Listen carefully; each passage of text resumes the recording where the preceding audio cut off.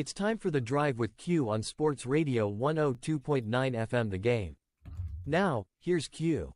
Good afternoon, everyone. 4 o'clock straight up on a Tuesday edition of The Drive with Q, coming at you live inside the friendly confines of the Sports Radio 102.9 FM, Southwest Florida's newest game in town. Studios powered by Coastal Sports Network, brought to you by our good friends over at Play It Again Sports. Rich Quinones here, mi hermano Angel Martinez behind the glass, producing the show as always. 2 hours to play with. We'll take you up to 6 o'clock straight up on this September afternoon, the 17th, 2024. As always, don't forget 727-858-6650. A busy show. And I got to tell you, I thought my weekend was going to be ruined.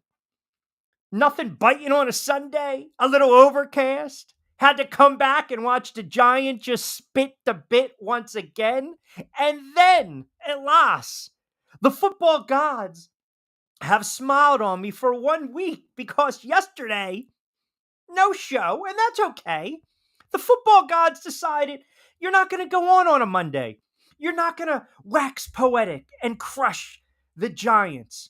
You're going to have a day or two to just reset, to just take a step back, maybe find your zen, your moment. I don't even have to go into a cave. I can just come out. And then last night, for a couple hours, I sat and I watched in silence the friggin' fraud of a team that resides right up the friggin' turnpike. The Philadelphia Eagles, 50 minutes away over the bridges in South Philly, in that dreck of a stadium. I had to watch last night, giddy, as everyone was telling me, check it off. It's a W. Check it off. It's an easy win. Check it off.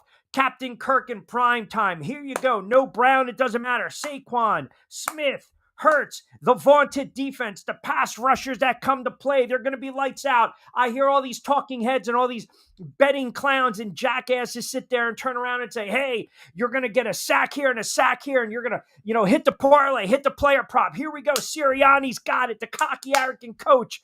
Monday Night Football season opener. You got by the Packers in Brazil. You're going to whitewash Atlanta. You're going to whitewash the Saints. You're going to whitewash Tampa. You're going to be 4-0 and cruising to the NFC East. Ah, ha, ha, ha. Ah, ha, ha, ha. But that is why they play the games. And in an epic collapse, where the Duke couldn't even figure it out last night. What the hell was going on? The Eagles spit the bit and choke in a 22-21 loss to my guy, Captain Kirk Cousins, on Monday Night Football. They're 1-1. It's the second game of the season. But folks, I'm telling you right now, if you turned around and you watched that game last night, whether you're an Eagles fan or not, and if you're an objective and realistic Eagles fan, and you walk away from that game thinking all is well, it's only week 2. Brown was banged up. Hurts' decision-making will get better. The defense will show up. Slay doesn't look cooked. Sirianni will figure it out. I got news for you. I'm going to be like my guy, Poncherella, Eric Estrada, who I think now is basically selling swampland in Florida. You know those infomercials at 2 o'clock? He's selling them. I got some swampland I want to sell you. You are friggin' delusional. This team is mentally soft. They are a weak team from their head coach down. How the hell in the world do you allow a quarterback who's had zero success in prime time, Monday Night Football, to march down the field and basically shove it in the back of the end zone? How do you allow a run defense to get gassed? How do you allow your quarterback, once again, a poor decision late? And then the head coach. Folks, there's so many angles to take in this choke job. Let's just state the obvious. It was brutal. It was horrendous. You're up 6 with $1:39 on the clock, and you decide to get friggin' cute. You decide to get friggin' cute, and you turn around, and what do you want to do? On 3rd and 3, where all you have to do is run the football with Saquon Barkley. Run the football with Saquon Barkley. Why? Because that's why you brought number 26 over. That's why you brought number 26 over. You wanted to cram it down the Giants' throat, right? You want to just make them just vomit in their mouths and taste it. Just no more Saquon Barkley and Big Blue. Now he's with the Philadelphia Eagles. So this is what you do. Give the friggin' ball to number 26, who's ripping off yardage in the first half, by the way. 9 yards, 11 yards. What do? Moore decides, let me get a little cute and a little pass out of flat. And if you know Saquon Barkley, he's had the most drops in the NFL from a running back position over the last several years, right off the fingertips. And you gave a team that had no business at all to have some life last night in the Atlanta Falcons. Zero business to be in that game. Zero business. If you run the friggin' football, worst case scenario, you want to run it again on 4th down, you want to burn the clock, the game is essentially over. Period. Kaput. That's it. I don't want to hear the head coach talk about, we saw how the defense was drawn up. You brought in Saquon Barkley to pick up 3 friggin' yards. It's just like a couple years ago when Denver made the move for Russell Wilson and they decided to kick a field goal late. Instead, you're taking the ball away from Russell Wilson. I mean, folks, you can't make this up. So then you give life to the Atlanta Falcons. What do? They promptly, when I say they promptly march down the field, I mean, I'm watching last night. The defense, it looked like Moses start to part the sea. It did. I'm watching this. I'm thinking to myself, when Moses was in Egypt, let my people go. I'm telling you right now, the Atlanta Falcons just literally went right down the friggin' field. Kirk Cousins was untouched. Kirk Cousins, I mean, he looked like Montana. Captain Kirk, he looked like Montana. He looked like Elway. He looked like Marino. 1st and 10. Here we go. 11 yards. Bang. Pitts. 1st and 10 from Atlanta. 41. Here we go. Mooney for 21. Bang. 1st and 10. They didn't even get faced with a 3rd down until they got the 3rd and 5 on the Eagles 7. And then you got Slay. I don't know what the hell he's doing. Hey, Slay, do me a favor. Spend less time on social media. Less time on social media. If you want to market your jersey, we know your number because we're always seeing the back of it.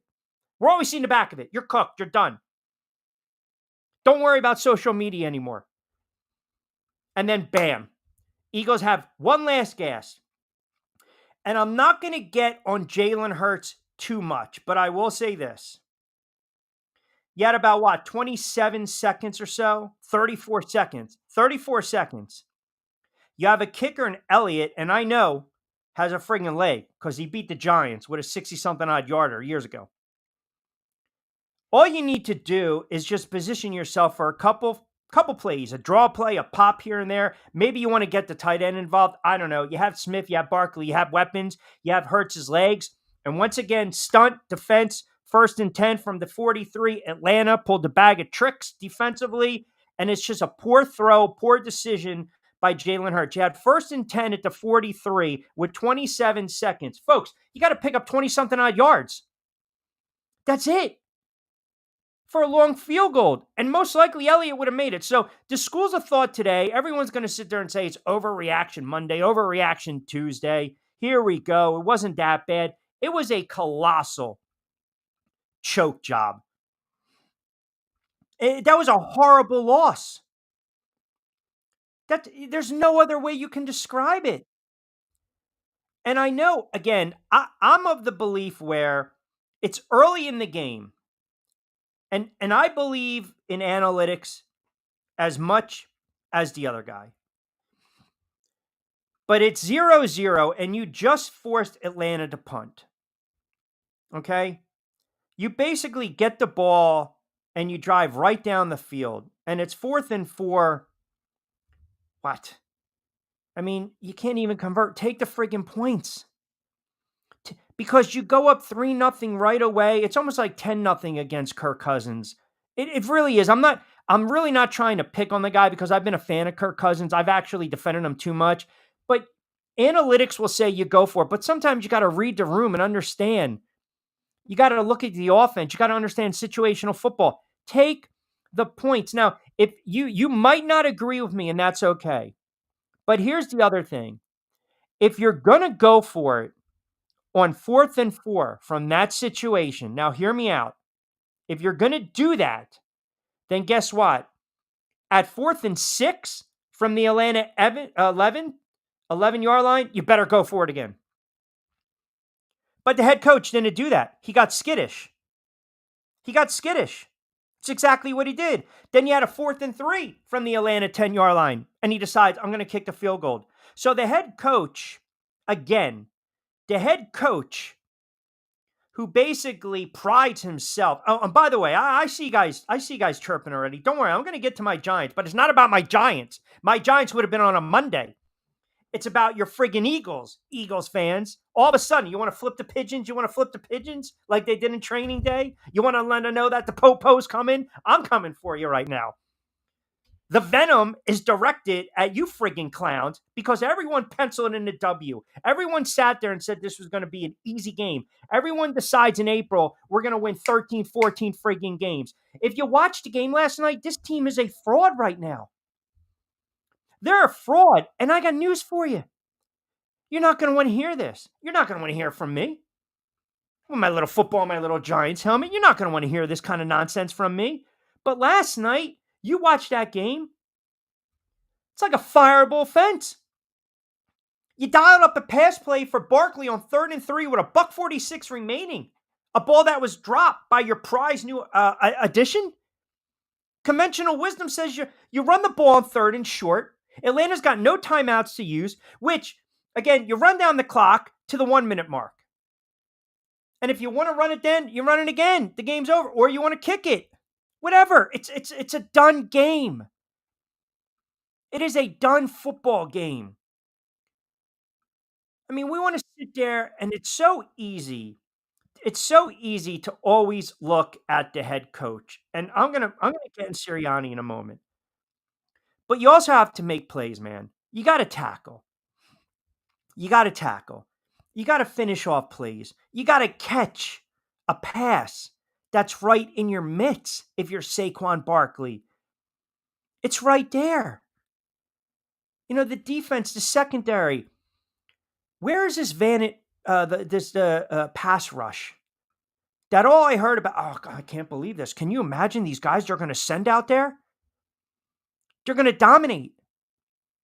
They're going to absolutely dominate. They're going to get to the quarterback. They're going to blow up plays. I can't imagine. 3rd down. You bring out another guy. Fresh set of legs. Where were they?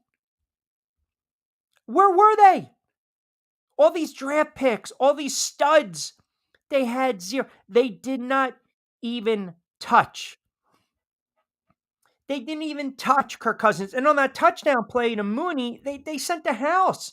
And you have Gardner Johnson, he basically sat on the friggin' short route. Cousins just tossed it right past him. It's a missed tackle. And then boom, you got a little cherry on the top, the spinorama into the end zone. Where's the defense? Where is the defense that this team prides itself on? They were absolutely non-existent last night. Go look at the box score. Did they even touch Cousins last night? I think they had 1 sack for a loss of 8 yards. Josh Sweat, you want to show up? Jordan Davis, you want to show up? Smith, you want to show up? Carter, you want to show up? Where are these guys? All I heard all friggin' off season, all summer long, the defense is going to be the best in football. The run defense was a joke. The run defense was a joke. You don't think right now that Alvin Kamara and Derek Carr and Kamara and those guys, they're licking their chops? Or Baker Mayfield, that looks like, I don't know, somebody stuck Aaron Rodgers and Baker Mayfield over the last several weeks. The head coach stands up there And listen, trust me, I got a bone to pick with my head coach, and I'll get into in a couple moments. But the head coach last night stands up there again with this dazed and confused, perplexed look on his face. Well, that call, that's more. He calls the plays. I mean, very short, not to take accountability, not to hold himself accountable. You got to override that, man. You got to be like, what the hell are you talking about? That's not no. 3rd and 3? No. Not happening. We're not doing that. I mean, come on. What are we doing? I mean, this guy, he's such a friggin' clown. And that's why I love to watch when they lose. I get great joy. I'm not even going to mince words right here. I get great joy, and it's petty. I understand. I get great joy and satisfaction watching this cocky, arrogant head coach look like a friggin' clown and jackass on running, with the players and running. I know what I'm doing and I know what I'm talking about and this and that and always about. I mean, it's bad enough you got the camera on that other friggin' clown, that jerk-off security guard, Big Don, whatever the hell his friggin' name is. Get the hell out of the shot. I mean, ESPN's right there. They move the camera over, and this jerk-off decides, I still got to get in the shot. Who the hell are you? Go secure something. Get out of here. With this nonsense, they're such an unlikable group. So yes, my Giants lost a horrible game late to Washington because the coach decided to not elevate a kicker. But with all that being said, I can turn around and sit there and say, what happened last night? 727-858-6650. Because it was embarrassing. It was embarrassing. I don't need to see that dude at the friggin' security. Like, ESPN's literally just like, move the camera, pan it over. But no, not Big Dom, whatever the frig his name is. No. It's got to be on me. Why? Because I'm head of security. I have to make sure Nick Sirianni is walking the right way. The chain gang's doing the right way. The players are headed towards the locker room like they don't know where they're going. I'm going to secure the loose ball. Secure this. You know what the Eagles played with last night? Zero friggin' heart. You want to talk about playing like a bunch of friggin' dogs? Like a bunch of dogs. This is the bone that Kiki chews. Right? This is no. She shows more heart when she chooses this bone than what I saw last night from the Philadelphia Eagles. They get this bone. They get this little teeny bone. That's what they get. It's not even a conch bone. They play like a bunch of dogs. And you guys want to defend the head coach and defend the 150-something, $60 million quarterback and sit there in your delusional friggin' world where the grass isn't green and the sky isn't blue, that the defense is going to figure it out. Stop. Absolutely atrocious effort last night. Atrocious. If that was any other team, I'd be killing them just as much because it's the Philadelphia Eagles and a little more special spice to it. I can't stand Sirianni. I really can't. What is his job? Are you coaching these guys up? Are you holding them accountable? Or are you just being a friggin' cheerleader on the sidelines? He's like the most unlikable coach in sports. So yes. And I see the comments coming in already, and the comments on Facebook, and the comments on X, and I will get to them. And you can fire off at me. Go ahead. Fire off. I don't care. You can fire off right now. You're not going to cool me off. You can fire off right now. I'm telling you right now, that last night, if you're an Eagles fan and you friggin' turn around and you watch that game and you listen to the head coach, how are you not incensed? Honestly, let's take it back for a moment. Let's scale it back for a second. How are you not upset? How can you sit there? I had my buddies texting me till 1:30 in the morning. I felt like I had to sit them on the friggin' sofa. Got to get up at 5 o'clock. I got to walk the dog. She's sound asleep. My phone is buzzing. Oh, talk to me, Rich. What do you think? What's going on? Leave me alone. I got my own problems. I'm 0-2 without a kicker. I got to deal with your nonsense. I got to talk you off the friggin' ledge on a Monday night because your team decided to be a no-show? Because your quarterback again made just a stupid decision late? Because your head coach again doesn't learn how to take players accountable? That your prize acquisition in the offseason can't catch a friggin' little 5-yard swing pass? That your secondary is cooked? That your pass rush was non-existent? Who's putting this team together? The GM.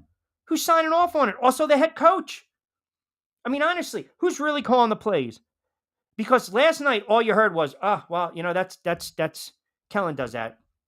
That's what he does. And when I sit there and say a fireable offense, again, when I sit there and say a fireable offense, when you lose games like that, I'm also talking about what transpired last year. Did this team look like they were lights out? They're one of the favorites come out of the NFC. Did they look like they were lights out against Green Bay? If Green Bay actually had a semblance of an offense, I mean, think about it. Instead, if you're sitting there, if you're Green Bay in that game and you're settling for field goals instead of touchdowns, they're going to win that game. And the Eagles still gave up 29 points. Again, in what world do we live in the NFL where a team that's picked to represent the NFC or go back to the Super Bowl and has this vaunted defense and they pride themselves on a pass rush? Everyone and their mother watching that game last night was saying to themselves, there's no way if Cousins gets the ball back, he's going to go 70, 80 something odd yards and punch it in the end zone. You're kidding yourself if you thought that. You're kidding yourself. Everyone knew Cousins wasn't going to be able to get it done.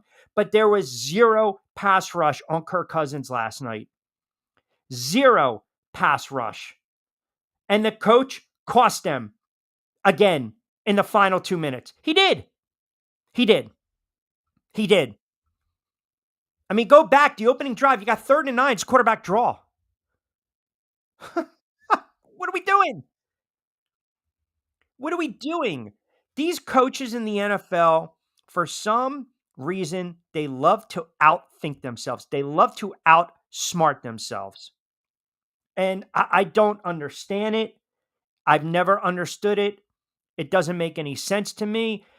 You want to be cute and you see the defensive. Okay. Saquon Barkley is a big kid. Okay.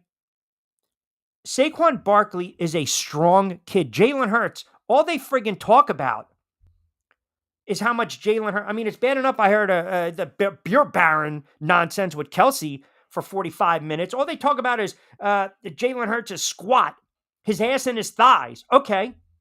They say the same thing about Saquon Barkley, his ass and his thighs. These guys can squat 5,000 friggin' pounds. Then you know what? Hand him off the fucking ball and pick up 3 yards and call the game. And the game is over. That's why you brought him in. Is that not why you brought this kid in? He's supposed to be your bell cow. He's supposed to be your big-time back, explosive back. You know, I'm going to rip it off. I'm going to rip it off. I'm going to rip it off. And then boom, what happens? He's going to break one loose. He was averaging almost 6 yards a carry. Early on, he was averaging 9, and they went away from him again. Listen, it's a bad loss, and I know we have fun with it, but around the NFL, and this is what people have to really understand, there's such parity in the league that 1 week everyone thought Dallas was a world beater. And by the way, my picks were shot to shit, so I apologize. Week 2. Hopefully, I'm not sending some of you guys to the friggin' welfare line. Just stop listening to friggin' picks, please, because I was just, Dallas, get out. Right? Horrible. Kansas City, I said tease it. They got away with it. We had the one under Carolina, Bryce Young. We'll get into that. And then I think we had Arizona on the money lines. But the other pick was just, no, it was bad. And I feel bad for you guys. So please don't hold it against me. But there's parity in the NFL. Week to week, you're going to win some games. You're going to lose some games. That you have the Giants had no business losing that game to Washington on Sunday. And I know their season's going nowhere. And I already told you how I feel about their head coach. I'll get into it on the other side.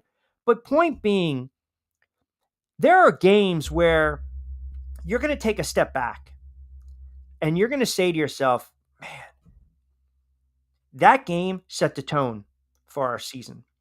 It could be a win or it can be a loss. And where I think you're going to see where this team is at mentally, and I'm speaking of the Eagles right now,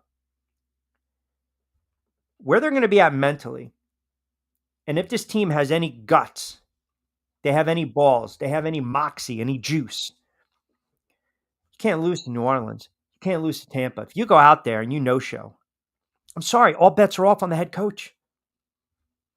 All bets are off on the head coach. You look at what transpired last year with this team. They were 10-1. Everyone was talking about Eagles, NFC Championship, Jalen Hurts, MVP. And then what happens? The 49ers broke their spirit. They broke their spirit. They did. They literally just woodshed them, and they never recovered. And then you limp into the wild card game against Tampa Bay, a horrible offensive output, a horrible game defensively. You have all these questions being asked in the offseason. This team's going to be fine. Jalen Hurts, Nick Sirianni, they get along. You learned last night, A.J. Brown's going to be out for a couple weeks. So think about that. In essence, you're losing that threat where you potentially double and don't allow him to go over the top. So other players have to step out. Dallas Goedert was targeted 4 times. Isn't he supposed to be that breakout tight end? This is his year with all these weapons. So what's going to happen over the next couple weeks? Next couple weeks is you're going to learn a lot by this team. If they can turn around and they put this loss behind them and they rip off 3 or 4 wins and they're 4-1, then you chalk it up to, flukiness, an anomaly. It happens. The defense playing a little more lights out. They're getting a quarterback. They're getting a Carr. They're getting a Mayfield. They're getting a Watson. They're getting a maybe Jones or Locke. Who the hell knows by the time they play the Giants? But if they lose a couple more games and you start to see the players start to bark a little bit, and that's the other thing. When players start to bark and they gripe and they start to get a little pissed off and they don't want to talk to the media, and I'll get into it with the Giants, I promise you in a moment for the Giant fans tuning in. Guys that are already talking, they haven't even had a freaking cup of coffee with the team yet. But when you start to act like that, it falls on the head coach. It all goes back to the head coach. The head coach is the leader of the team, period. I don't care what anyone says. You look to the head coach to calm the waters. That's what you do. You need a head coach to pull the reins back in and say, enough is enough, man. We blew that game. Defense got to make plays. We can't turn the ball over. We got to stop the run. Saquon, you got to catch that. Jalen, you got to make the better decision. I got to do a better job of coaching. I got to do a better job. Like, those are behind closed doors. Rally around the troops. Rally around the bunker. Get these guys going in the battle. But, man, you sit up there and you got this dejected look on your face, and it's like the woe is me crap in the friggin' martyr. That doesn't fly in Philly. It doesn't. That doesn't fly in major markets. It doesn't fly where the expectation is we got to put out the best product. Belichick was still stoic, but they were winning Super Bowls left and right. Coughlin was able to get away with it because they won 2 Super Bowls. Certain teams, certain head coaches get away with it. Sirianni got to the Super Bowl a couple years ago. But guess what? No one's talking about that now. All they're remembering is last night and 10-1 and losing 6 out of 7, including Tampa in the wild card game. And then you lose like last night, and that infuriates the Eagles fan. And if you cannot see past that and start to think long-term that there is something fundamentally wrong with this team, I don't know what to tell you. I don't. 727-858-6650. Cranking up on a Tuesday edition of The Drive with Q. Rich Quinones here. 30 past the 4 o'clock hour. We'll open it up as well. 727-858-6650. We'll do that on the other side. A lot of Facebook comments, a lot of Eagles fans chiming in. I will get to the NFL week 2. We will get to the Tua news. We will get to Bryce Young. I will definitely get into my Giants on the other side because, listen, all bets are off with these head coaches. All bets are off. But I got a lot of comments coming in on the Eagles. And it was a flat-out choke job. We will get into it on the other side. 727-858-6650. It is a Tuesday edition of The Drive with Q. We are powered by our good friends over at Play It Again Sports as well as Zen Auto Concepts. We'll take up to 6 on a Tuesday. Ion Tampa Bay is the latest news, weather, and traffic for Pinellas, Pasco, Ellsboro, Hernando, and surrounding communities. Stay connected on X, Facebook, and their website, iontp.com. Ion Tampa Bay keeps you informed on breaking news as it happens. Southwest Florida's newest game in town. Sports Radio 102.9, the game powered by Ion Tampa Bay. We'll be right back. Adopt US Kids presents What to Expect When You're Expecting. A teenager. Learning the lingo. Today I'm going to help parents translate teen slang. Now, when a teen says something is on fleek, it's exactly like saying, that's rad. It simply means that something is awesome or cool. Another one is totes. It's exactly like saying, totally, just shorter. As in, I totes love going to the mall with Becca. Another word you might hear is jelly. Jelly is a shorter, better way to say jealous. As in, Chloe, I am like so jelly of your unicorn phone case. You don't have to speak teen to be a perfect parent. Thousands of teens in foster care will think you're, rad just the same. To learn more, visit adoptuskids.org. A public service announcement brought to you by the U.S. Department of Health and Human Services, Adopt U.S. Kids, and the Ad Council. This is the story of a very special woman. In a matter of seconds, she turned herself into a great mathematician or an entrepreneur. Her knowledge was limitless and still is. She could also make monsters disappear, especially those that lurked in the shadows under the bed. Once, this woman put back together a teenage girl's broken heart, which had been shattered in 1,000 pieces, just by giving her a bear hug. She masqueraded as a regular person at work, but as a superhero at home. Everyone knows her as Gabriella. I still call her Mom. Your hero needs you now, and AARP is here to help. Find the care guides you need to help, complete with tips and resources at aarp.org/caregiving. A public service announcement brought to you by AARP and the Ad Council. Call or text the show at 727-858-6650. Now, back to Q. All right, 33 past the 4 o'clock hour, 727-858-50.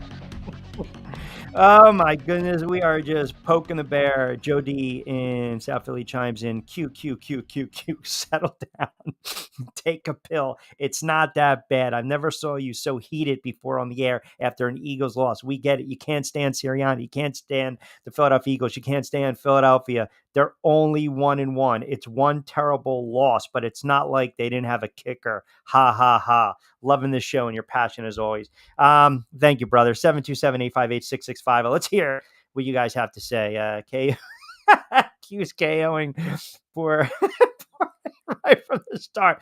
I mean, it's not even a first round knockout with Angel. It isn't. Listen, Angel is a fan. When do we hear Eagles fans say those? Oh, dog from Mel Laurel chiming in a trap game. Yeah, by the way, how about this? Let's blame. Hold on a second. Hold on. Let's blame. Let's blame the new friggin' rules in the NFL for the lack of tackling last night. Let's do that, shall we? Oh my God. The absurdity with some of the nonsense. I mean, this is absolute. This is what I can't stand. Take the L. Kevin in North Jersey chimes in on Facebook. Q, loving this show. Unbelievable friggin' monologues. Like turn back the clock on a Tuesday, vintage. Q, but the Giants are another story. How pissed are you that Dable didn't activate a kicker? Let me get into that real quick before we, real quick, Angel. Let me just get to the point on the Giants, and then I want to rip through these comments because I love when you guys are chiming in. That was as bad as a loss as I can remember as well for the Giants. First of all, Gano gets hurt on the first play. If you address special teams in the offseason, you don't have your kicker trying to run down somebody. You just don't have to deal with that. That's number one. Hamstring, groin, whatever it was, should have activated a kicker. What was the stat? They scored 3 touchdowns, didn't give up a touchdown, and they still lost the game. That's the Giants in a nutshell. And that coach doesn't get a pass. That coach is not as big as a clown of Nick Sirianni, but I'm not a fan of Brian Dable. I'm not. The antics start to wear thin. They wear thin. You had no offense against the Vikings. And then against Washington, Daniel Jones played better. The kid Singletary looks like a player. But again, where's your defense? And when I say where's your defense, I get it. They got to Daniels. They sacked him 5 times. But the guys that you are paying big money, you have to stop. Thibodeau, MIA. Brian Burns. You got to be kidding me. Brian Burns is going to sit there and he's going to make some comments about, we have to play harder. Dude, you just friggin' having a cup of coffee with the Giants. Like, what are you talking about? You're talking about they need to be tougher? You've been here 5 minutes. And you're trying to sit there and be what, a vocal leader? You got zero credibility with me, man. Zero cred. Like, go make a play. Make a game-changing play. A tackle for a loss. Great. Great job, man. Great job. So you had 7.5, 9 sacks, 10.5, 8 sacks. How many have you had for the Giants so far? In 2 games, 0. You haven't even sniffed a freaking quarterback. I can get to Daniels before you can. And you're going to sit there and talk about, you got to play more tough? And you're tired of losing? Man, shut up. I don't want to hear it. I don't.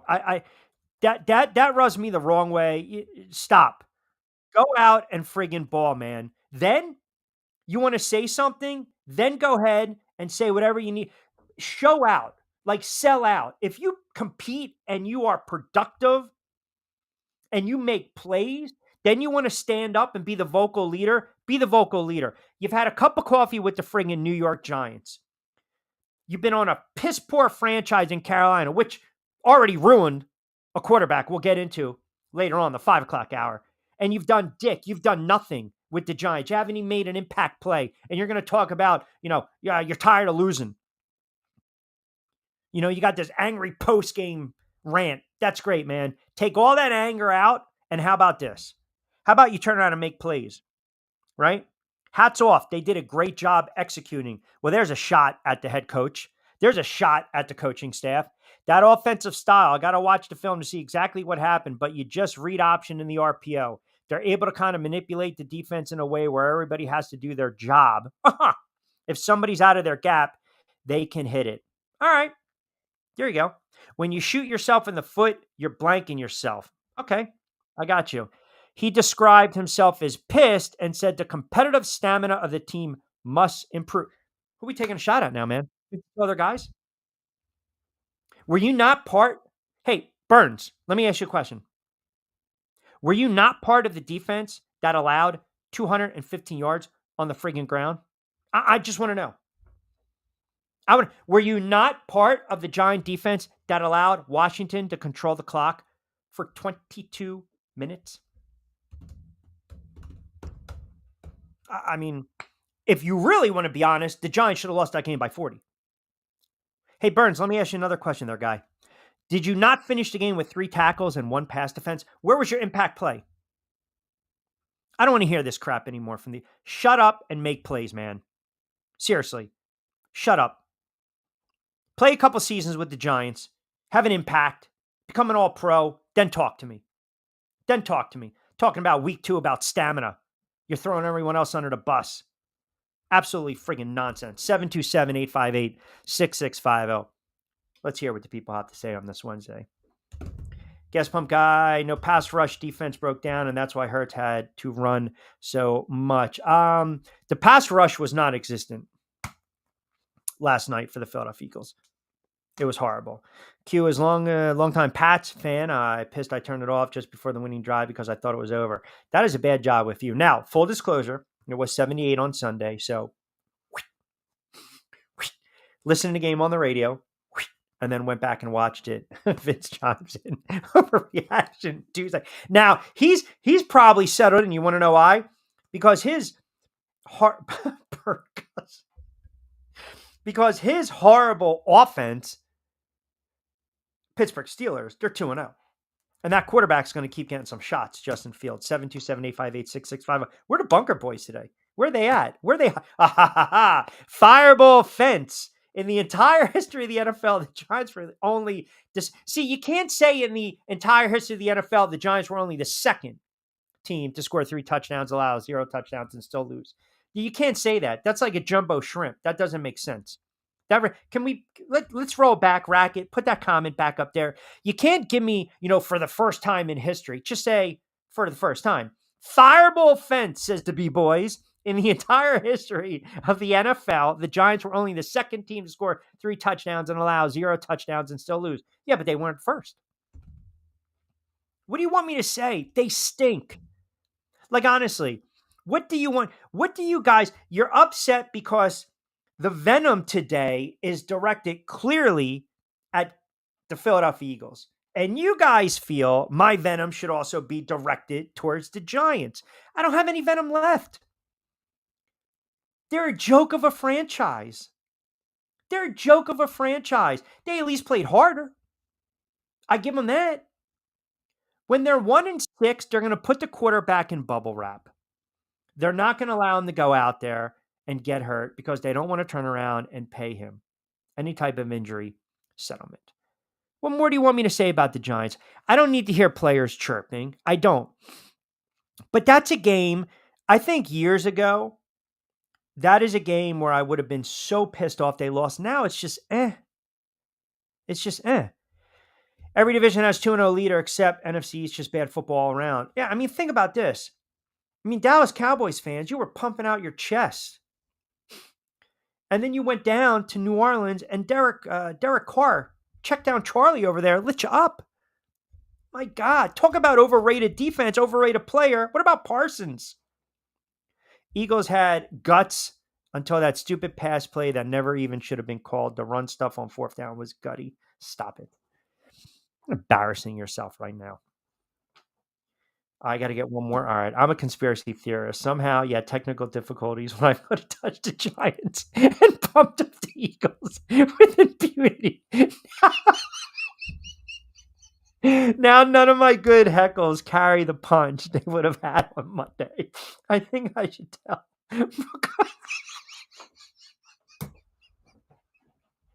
Hey, listen, man. I'm not to blame. And one thing I will, hold on a second. One thing I will not do. I will not throw people here at Coastal Sports Network, Sports Radio 1029 FM The Game, under the bus.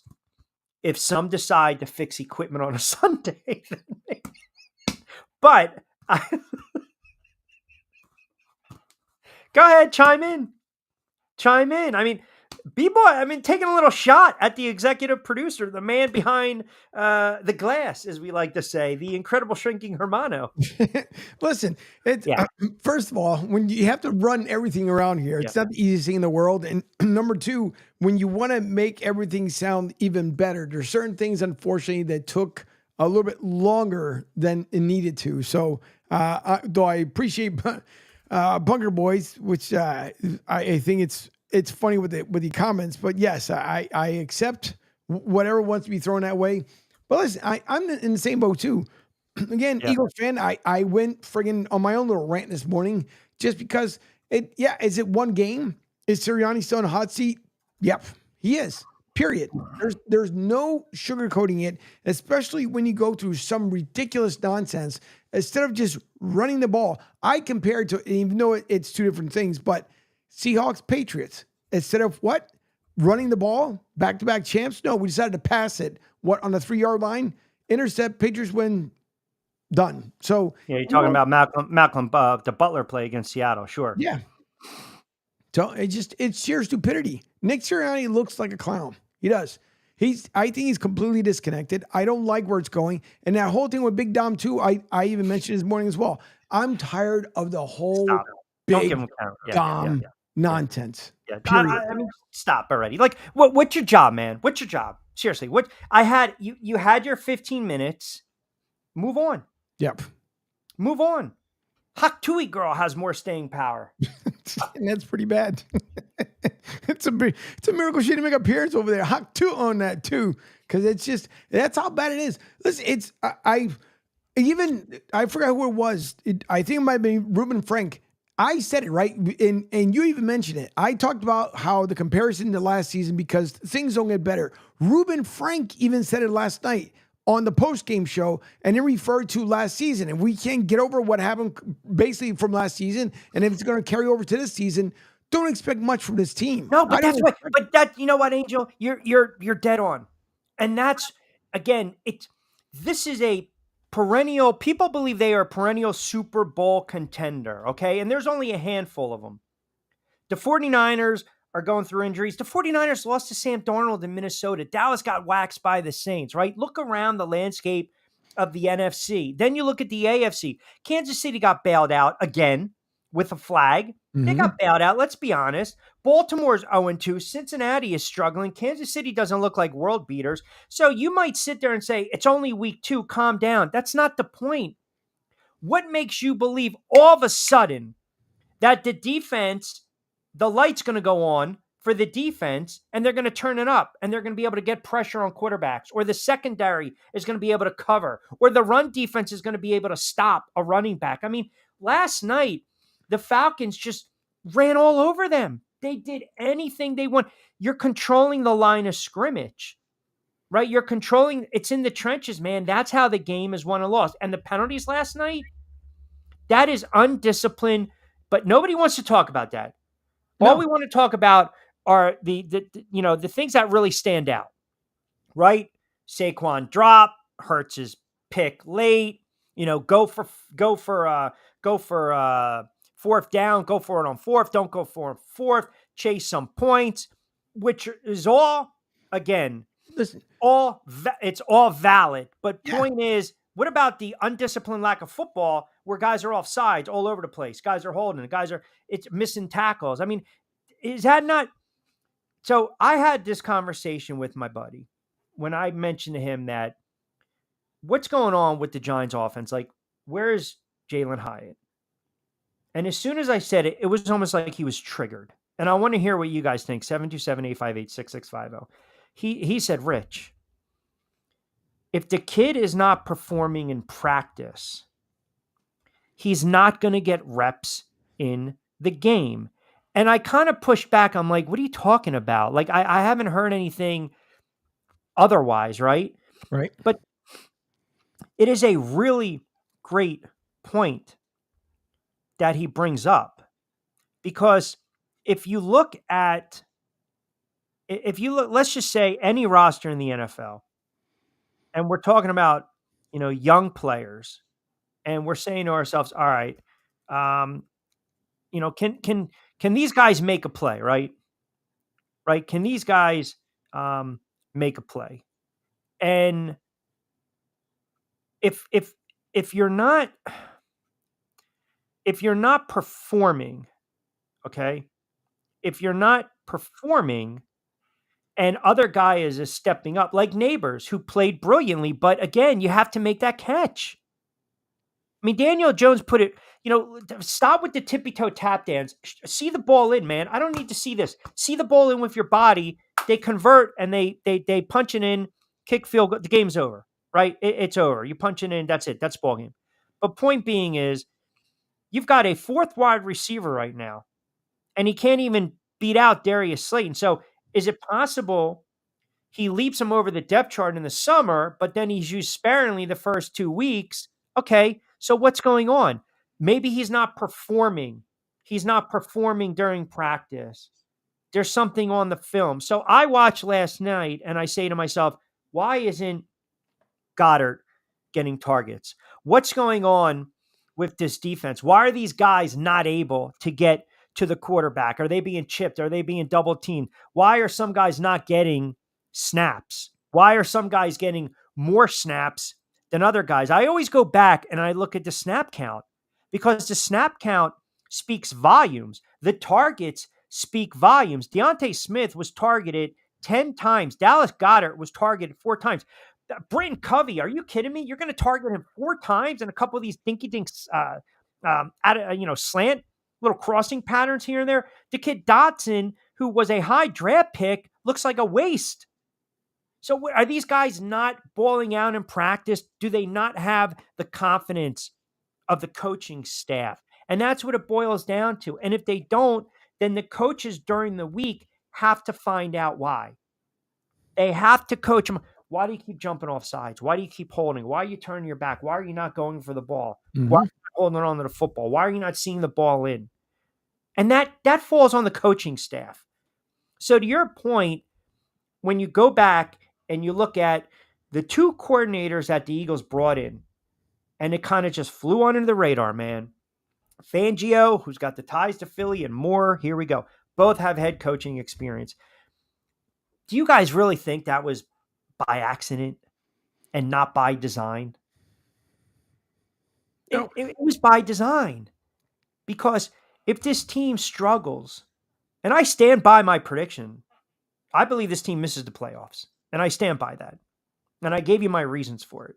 And last night, those reasons just seeped out of the screen.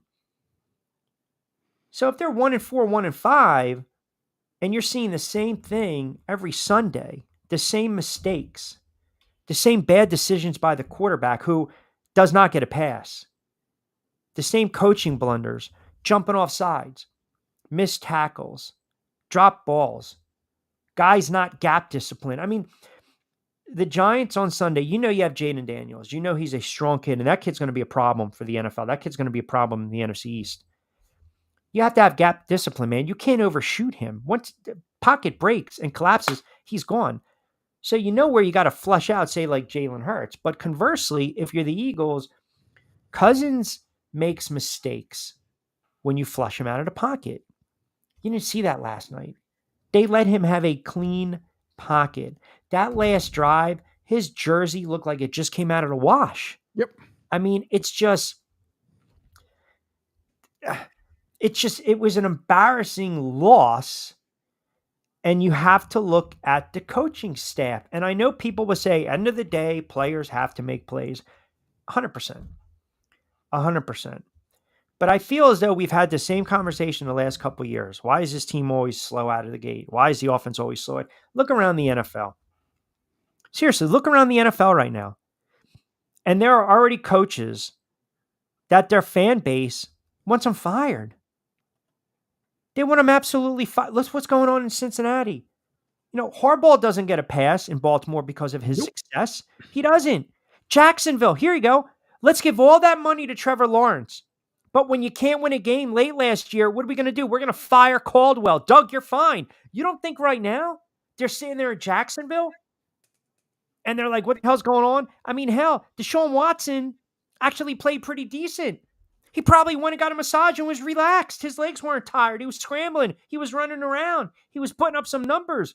But you don't think Jacksonville's like buyer's remorse for Trevor Lawrence? We might have to go in a different direction with Doug Peterson. So it's just not the Eagles. Coaches coach. Players play. But if the players are not playing up to snuff, you sit. Or the coach has to coach them up.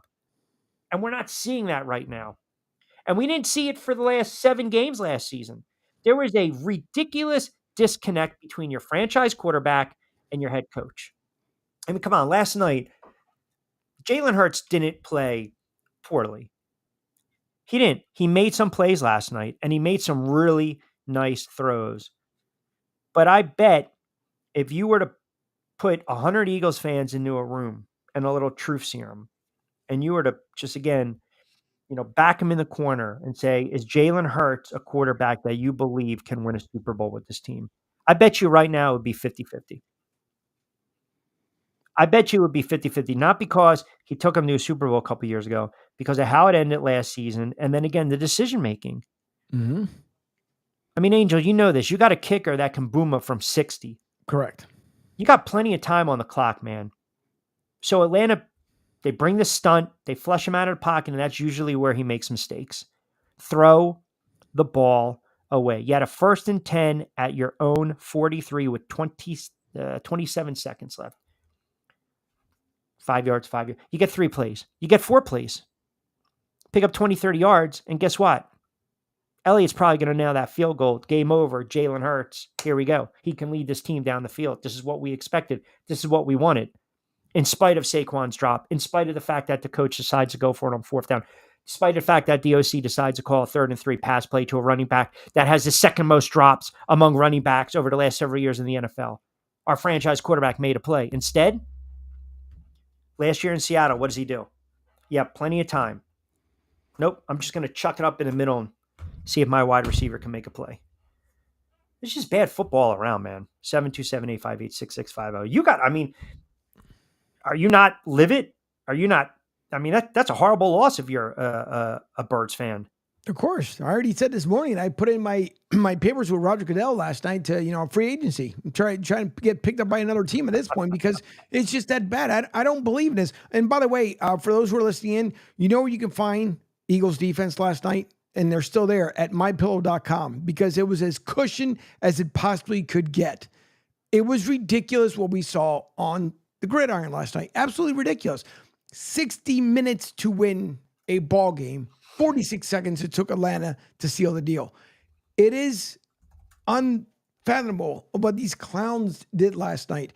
And even though people hate for me to say it, and I'll keep saying it until they prove me otherwise, last season is not gone. The same way when you brought up earlier about how, this organized team looks, you could see it last night. And even being in the studio last night and watching it was that I'll keep mentioning it too. Preseason football, you put your O-line in there so they can gel. No, we want to wait. We want week 1, week 2, week 3, week 4, and the schedule doesn't get any easier. If the Browns could freaking win games, I'd hate to see what the Eagles going to do against the Browns. You don't know it against Tampa with what Tampa did with Detroit. They're going to come down here again to South Florida, and we're going to see the remake of what we've seen minus last year, but years before, where we're going to see the same exact thing. This team has zero guts whatsoever. No, they don't. And that's the problem. You got 0 teams right now wondering what the hell's going on. Right.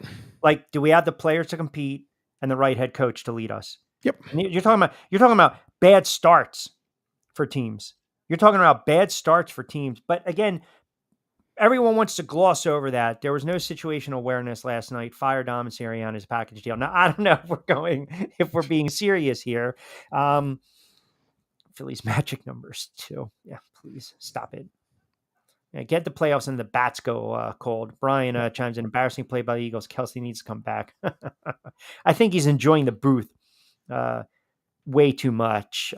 It's just, listen, there's just some bad losses in the NFL. There's bad losses. And I feel bad, a lot of you guys, not a lot of money was on Atlanta. I mean, if you took Atlanta in the money line, good for you. And that's not a bad play. I mean, think about this. Who did I like? This is what we talked about. I did like Green Bay. I thought the Jets were going to squash the Titans. Now they covered. Okay. They covered. They didn't squash them. Vikings upset the 49ers. The Patriots cover against New England. The Giants can't get out of their own way. The Chargers was the game we liked plus the under. So we hit on that. We lost on Dallas. So we're 1-1. We won on the Jets, so we're 2-1. I gave you Kansas City to bookend with the tees, so I'm going to call that a loss because, to be quite honest, I got to be fair here. I told you bookend that with Dallas, so if you bookend it, you lose the bet because that's what a tease is. And then I think we had the under also in the Carolina game. That was 30-something, and that was 29 points. And, hey, by the way, you mentioned, and you pulled it up with the alert, that Tua's on the IR, which is expected. And I know we'll talk about this again. 5 o'clock straight up, by the way. 5 o'clock straight up, SR 102.9 FM, the game, Southwest Florida's newest game in town, part of Coastal Network. Rich Quinones here, Angel Martinez to drive with Q. How about Bryce Young? Yep. I mean, I don't want to hammer this kid. I don't think he's a very good quarterback, but that's a really bad situation. That's a joke of a franchise. I mean, they didn't want this kid in the first place. I mean, he's benched 2 games. The old coach wanted to draft CJ Stroud. The new coach was brought in to fix Young. And the owner is absolutely clueless. I mean, the Panthers are bad. They might, can you imagine this? Or the Panthers, I don't believe that. I'll give credit to New England for the Boston fans that tune in because I said they were going to be a horrible team and they're playing really hard. And I got to give them credit. They're not as bad as I thought they were. Looking at the games going forward, this is just from an odds standpoint. And we'll do this a little bit later with Lloyd. But if you kind of sneak peek as it stands right now, some delicious lines for week 3. just absolutely, they're like little appetizers. You can just wet the whistle right now if you're looking at some of these lines. I mean, Baltimore is going on the road, and they're a 1-point favorite against the friggin' Dallas Cowboys. The Bills are laying 5.5 at home. The Panthers are 5.5 dogs on the road to Vegas because the Raiders pull out a really nice win against Baltimore. But I bring it up to say this. I don't think the Panthers, if you look at their schedule, if you want to try to find a win, they've got the Raiders, Cincy, Chicago, Atlanta, Washington, Denver, the Saints, the Giants, the Chiefs, the Bucks, the Eagles. I haven't even gone through their whole schedule. I don't even know where they're going to be favored. And by the way, I can say the same thing about the Giants because I said they were going to start 1-7. They've got Cleveland. They're not going to be favored. They're not. They've got Dallas, Seattle, Cincinnati, the Eagles. They're on the road against Pittsburgh. They won't be favored. They're home against Washington. They might not be favored. They're home against Carolina. They might be favored. And then they have Tampa, Dallas, the Saints, the Ravens, the Falcons, the Colts, the Eagles. I mean, this team's going to win 3 games. They might not be favored in any of these frigging games. That's where we're at in the NFL after 2 weeks. After 2 weeks, and I got to hear from people, why are you going fishing on a Sunday? I'm telling you why, because the season's over after 2 weeks for some of these teams. They're not good. Some in the NFL, yeah, they're just not good. They can't get out of their own way, some of these teams. 19 out of 21 teams in the last 2 seasons have not made the playoffs when they've been 0-2 to start. It's very hard to make the playoffs after an 0-2 start. Like 1-1, maybe like a 48% chance, 46% chance. 0-2, you don't have a shot in hell, man. Now, again, you sit there and say, well, i.e. the division in the NFC East, you know, it's mediocre right now. But again, we're 2 weeks in. Mm-hmm. But listen, you guys think I'm crushing the Eagles. Dallas Cowboys look like a bunch of friggin' frauds too. I mean, that's embarrassing. They were whitewashing teams last year at home. At home. Let's not forget that someone not too long ago said, now that I got paid, we're Super Bowl bound. Good luck, Dallas, because you guys suck just as much as we do. Listen, they're not good right now. They're not. They're not good. The NFL, as much as we love it, is it a really good product after 2 weeks? Nope. And the other thing that's really alarming, which shows you why sometimes you can't. The kid Willis, okay? Baker Mayfield, Sam Darnold, Justin Fields. These guys are balling out right now. They're balling out right now. The kid from the Titans is an absolute, I don't like to say dumb. He might be the dumbest freaking quarter. I mean, even the head coach sitting there saying, what the F are you doing? I mean, it's like playground. I'm about to fall, and then I want to lateral and throw it behind my back and then do like the Harlem Globetrotters. I mean, what is he doing? Not only that, but he's getting his bell rung because he's going out there, oh, I should slide. Nope, head first, ping. No, he's more concerned about the pipes. I mean, I get it. He worked on the biceps, but up here, lead. 4:05 on a Tuesday edition of The Drive. Can we welcome in our guy? Sure, why not? Yeah, why not? Who's got a doctorate in BS? That is our guy. Oh, come on, man. Our good friend, the great Lloyd Vance, host of Lloyd Vance's Insider Football every Monday, 8 o'clock on Sports Radio 102.9 FM, The Game, and always joins me on BYP during the week. I'm hoping that your family and friends did not listen to the monologue because that means they're going to turn around and text you and hit you up and say, oh my God, Q's off the rocker on this Tuesday. How bad of a loss last night was that in your estimation for the Philadelphia Eagles? And do you look at the loss and say it could potentially be a tone-setting loss for the season? Well, Q, it was a terrible loss, and the fans cannot dispute it. It was clearly right there in front of them. There was areas of need on this team that we had talked about going into this season, particularly the defense. They had put all their eggs in this offense. They're going to outscore people, and they drafted who they thought were the right guys for this defense over the last couple of years, and they just were not getting the job done. And particularly, down the end of that stretch, Kirk Cousins had it way too easy. There's a lot of plays before that it probably shouldn't have gotten to that point, but they're up 6. He has to go 70 yards, and he just picks that defense apart. Bang, bang, bang, right down the field. And then you get Drake London gets the game winner, and you have Darius Slay's like, hey, man, you got me. Like, come on, man. Where's the urgency with this team, with this group? They have a glide about themselves. Some of them were on that 2022 team that made the Super Bowl. They did not win it that year. I hate to tell a lot of people that. I know they were close, but they're making a lot of mistakes. They got to clean it up. And, there's a bad loss, agonizing loss for a lot of Eagles fans that I've talked to. How about the decision-making, right? So if you're going to go early, again, I get the analytics.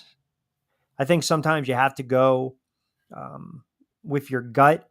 So let's go for it early on 4th down. Let's not kick the field goal. Okay, fine. Then by that rationale, you need to be consistent throughout the game and go for it when you have a 4th and 5 or a 4th and 3. And Sirianni and Moore, they didn't do that. And then obviously Sirianni had to come out afterwards last night and kind of reiterate that Moore's calling the plays.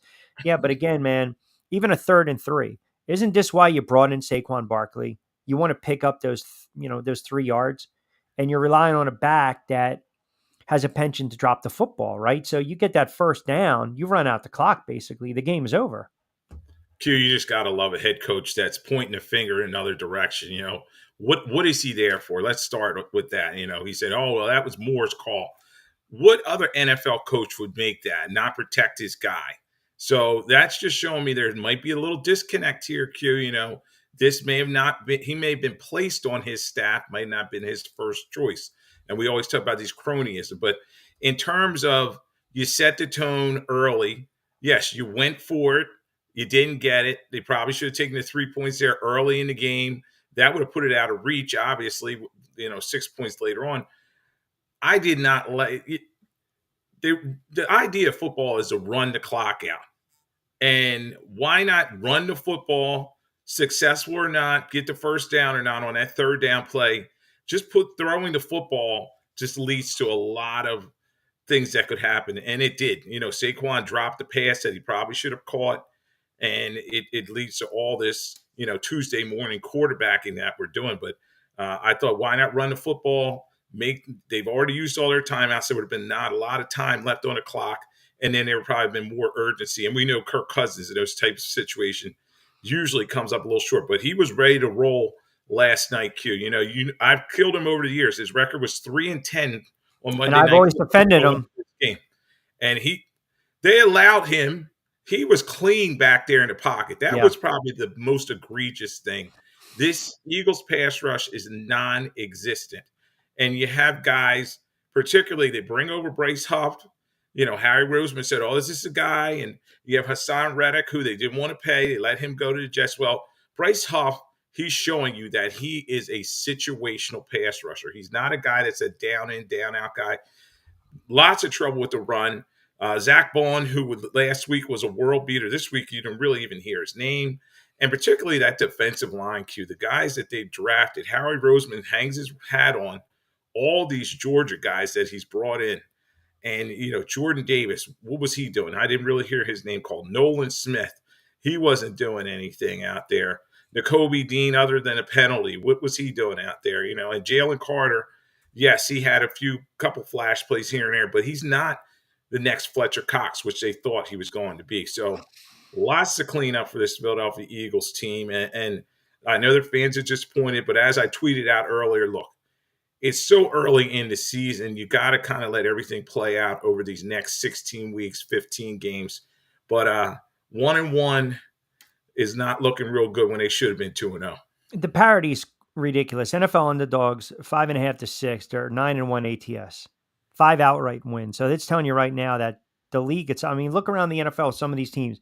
San Francisco loses to Minnesota. Sam Darnold looked, again, brilliant, flawless. San Francisco's got all these injuries. Kansas City gets the win. They get bailed out by the friggin' refs, and they lose Pacheco. They don't look like world beaters. But if I said to you, Baltimore, Cincinnati, 0-2, your Pittsburgh Steelers and that muck of an offense that's setting the NFL back 100 years, 2-0. I mean, this is where we're at right now. What's more surprising? I mean, are the Pittsburgh Steelers right now through 2 weeks the most surprising team, or is it Minnesota with Sam Darnold, or is it insert other? Yeah, you took the words out of my mouth. I'd probably say right now, if you had to say, it's Minnesota. Minnesota, that was a big time win because we thought the Niners were the cream of the NFC, and they just dominated them. Purdy did not look comfortable in the pocket.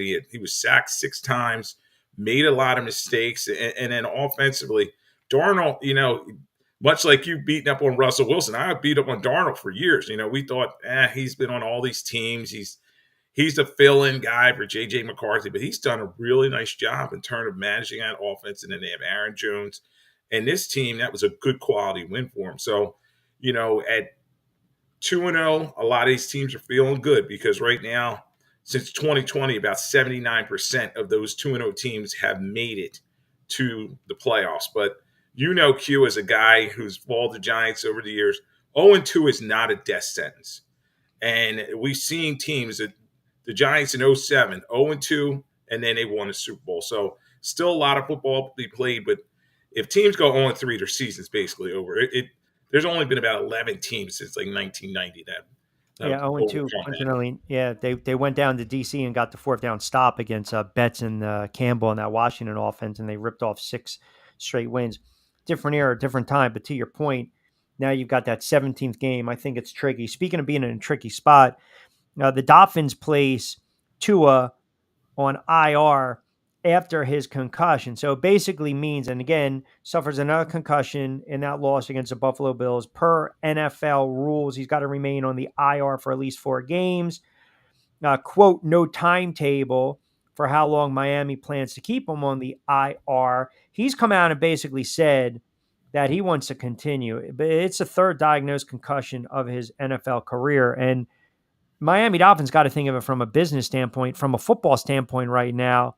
They've got Seattle, the Titans, and the Pats. Now, you would have thought maybe early on those were going to be some gimme games with Tua, not so much with a back out. So what's your thoughts right now, state of the Miami Dolphins?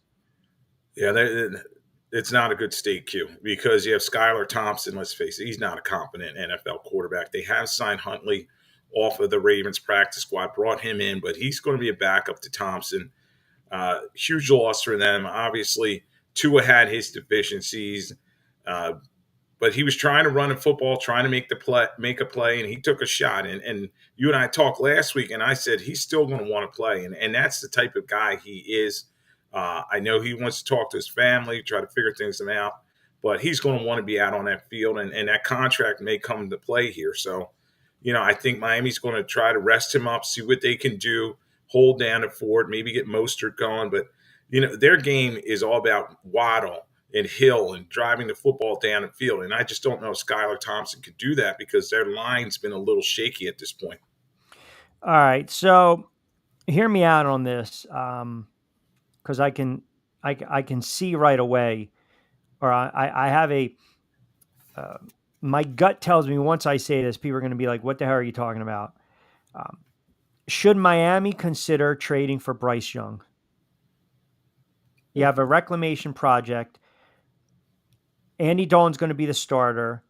If Carolina wins a couple games and they keep fannies in the seats, they want to salvage the season, right? They don't want to admit that it was a mistake. Now, it hasn't panned out. The old regime didn't want him. They wanted Stroud. You know about the ownership group. They're very meddlesome. I know the idea has been kicked around. I kind of went back and I thought about it a little more. The kid obviously needs a change of scenery. I don't think the kid's very good. I don't. But I also felt that way about Justin Fields. But then I went back and I watched a lot of his snaps. And I said, okay, he can play a little bit if in the right system. And you have a guy coach you up. Tomlin in Pittsburgh. And obviously we know who's running the reins in Miami. Interesting. The thing about Bryce Young, he just has not shown a lot in terms of being a starter. 2-16, he didn't even throw for 100 yards again. Just looked awful. Obviously going to be replaced by Andy Dalton. It would be a fresh start for Miami and their GM, Chris Greer. They should be turning over all the rocks everywhere, trying to find an answer at quarterback. Now, the thing is, what would Carolina want for a guy they traded up for and gave a boatload as the number 1 overall pick? So, but that would be interesting. Well, it's not what they gave up, Lloyd. It's what his value is right now. Right. And they benched him 2 games into the season, right? So, I mean, it's almost like, is it a buy low, buy high? And that would be an admittance saying, you know what, we made a mistake with this guy. We're done with him. Yeah. So it's good. It's going to be interesting to watch how this plays out, how Andy Dalton does with this group there. I know our buddy Javon Alford was on my show talking up the Panthers in the preseason, and they have just looked awful. They look like they may get the number 1 pick again. That's how bad this team is. And I'm actually kicking myself I didn't pick against them each week in the survivor pool. You might, listen, from a betting standpoint, you might have to lean them because their offense really stinks. And, now all of a sudden you're trotting out the water pistol, not the BB gun, right? The red rifle, the water pistol, and Andy Dalton. God knows, the guy's still kind of trudging around a little bit in the NFL. Kansas City, is it safe to say right now that, the NFL wants to put Kansas City in position to win games? I hate to say it, but it's almost like to the point where a lot of such as ticky-tack right now. Look, that win comes with a price because they lose Pacheco for a couple weeks, but it's just, it wasn't Mahomes' best game, man. He had a couple turnovers. I know, again, he was able to make some plays with his legs. That's what he does best. They ran the ball for about $150. Burrow played well. Cincinnati couldn't run the ball. That was a game right there for theirs, and then you get the bad call late. Yeah, I was getting all kind of texts and with the memes, where the refs trading jerseys with Patrick Mahomes, that type of thing, that they're on their side. And you have to start shaking your head, he's like, wow. But that was pass interference. And I always say the good teams find a way to win and the bad teams find a way to lose. So, it's almost like the old Patriots with Belichick and Brady. Somehow the bounces go their way. I'm not saying it's luck or there's conspiracy out there, but Andy Reid and Patrick Mahomes are the darlings of the league, and they did find a way to win that game, a game they probably shouldn't have. Patrick Mahomes' second lowest passing yardage in his career. It's going to be tough because, as you said, Pacheco's going to be out probably about 6 weeks with that broken fibula. You're not really sure what this kid Steele's going to do. He's the right guy. Samaje Piron's there as well. They signed Hunt. But how much does he have left at 29? He's kind of on the street. And Kelsey, where is he at? Kelsey has just been non-existent. I don't even think he has 5 catches through 2 games. So the Chiefs have a lot going on, and they got that bullseye on your back, Q, as you said, back-to-back champs, and everybody wants a piece of them. Packers get a win by 6. We thought the Jets were going to win. Rodgers woke up a little bit. The Titans and that quarterback, he's just a friggin' what a head case he is. They're 0-2. They're looking at a disaster season. I thought one of the most impressive wins of the weekend, and we had them straight out on the money line, one of the teams I picked to go to the playoffs, Arizona. And we'll get to Tampa in a moment. They had a very nice win as well. Tampa is surprising. But how about Arizona? Kyler Murray, they decide, hey, you know what? We've got starving Marvin Harrison Jr. on the roster. Let's get on the rock a little bit. The kid has 4 catches for 100 yards and a couple TDs. And, Murray put up some big numbers. Cardinals 1-1, and they absolutely trounced the Rams for 0-2. And they've got some injuries. Yeah, and the Cardinals are one of 13 teams that are 1-1. So they're in the mix. And, Murray, he can make plays. He's a spectacular guy. And the key for them, obviously, was Connor was running the football downhill, setting up the pass.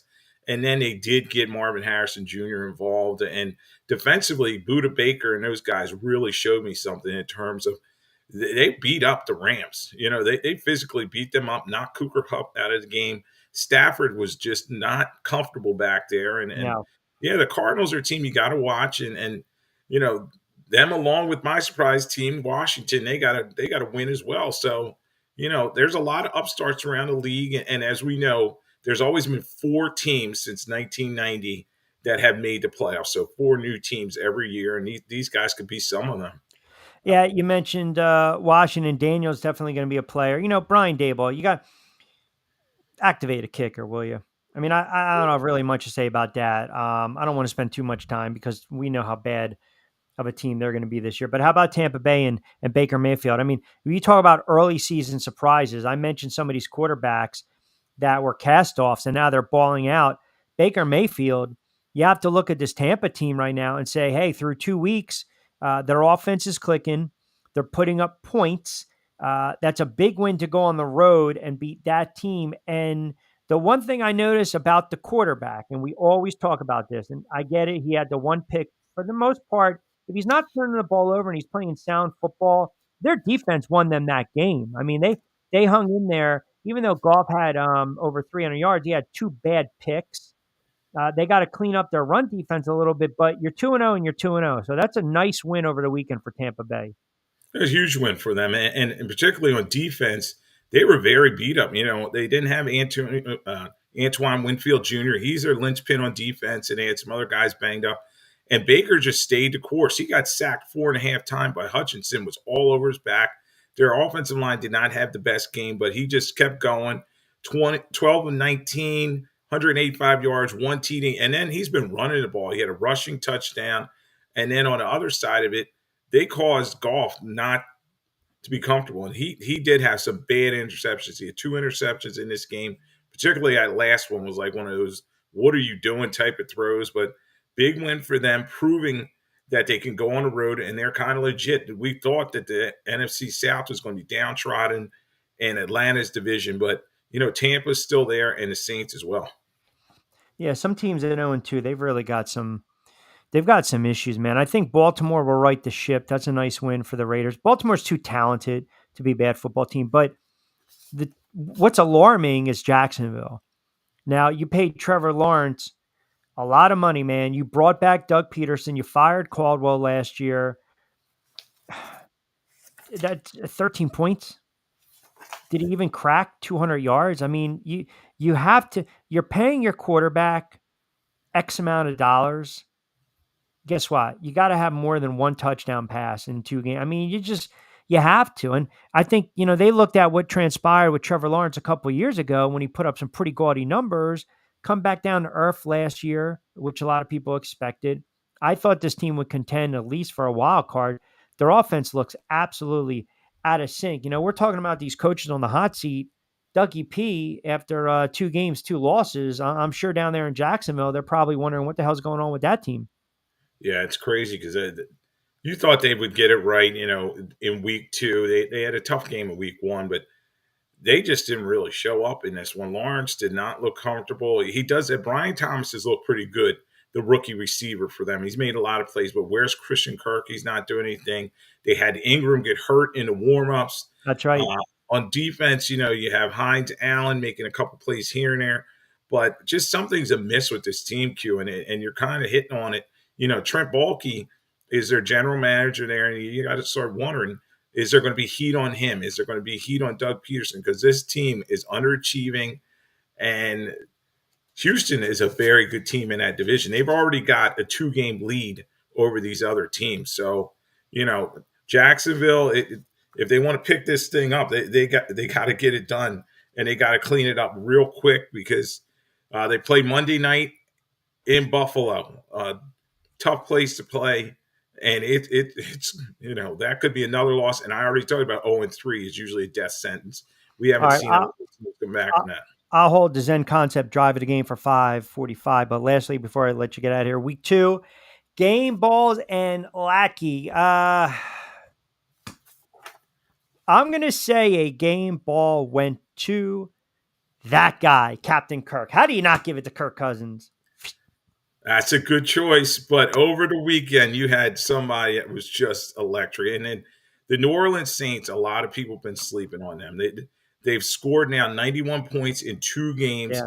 And Alvin Kamara, he's 29 years old, but he's kind of turned back the clock. 20 rushes for 115, 3 TDs, and then that screen pass for 57 yards to the house. Stunned Dallas in Dallas. Dallas usually plays well at home, but the Saints are an up-and-coming team. Now they have their chance against the Eagles this week, but I gave it to Alvin Kamara. I mean, well, if that's the case, if Lackey, you got to give it to the Eagles defense. Yeah, I gave it to Nick Sirianni and all his faces and everything. He's supposed to be the man in charge. Correct. All right. And Fangio in that defense is terrible. They're not stopping anybody. 11 straight opponent to rush for 100 yards against them. Kirk Cousins was clean in the pocket, as I said, driving team down 70 yards. And this team's undisciplined too, Q. They had 9 penalties in this game. Great. Nobody wants to talk about it. There should have been a 10th penalty because C.J. Gardner-Johnson, he took his helmet off on that huge play. So, there's a lot going on with this Eagles team. Sirianni is the guy. They brought him back, and he needs to clean this thing up, or it's going to be his head on the chopping block. So I gave him my Lackey. I had people texting me last night saying he should be fired. They're like over it. I mean, it's a bad loss, man. And like I said, you're going to see where this team's at over the next couple weeks. Don't forget, you can catch Lloyd every Monday.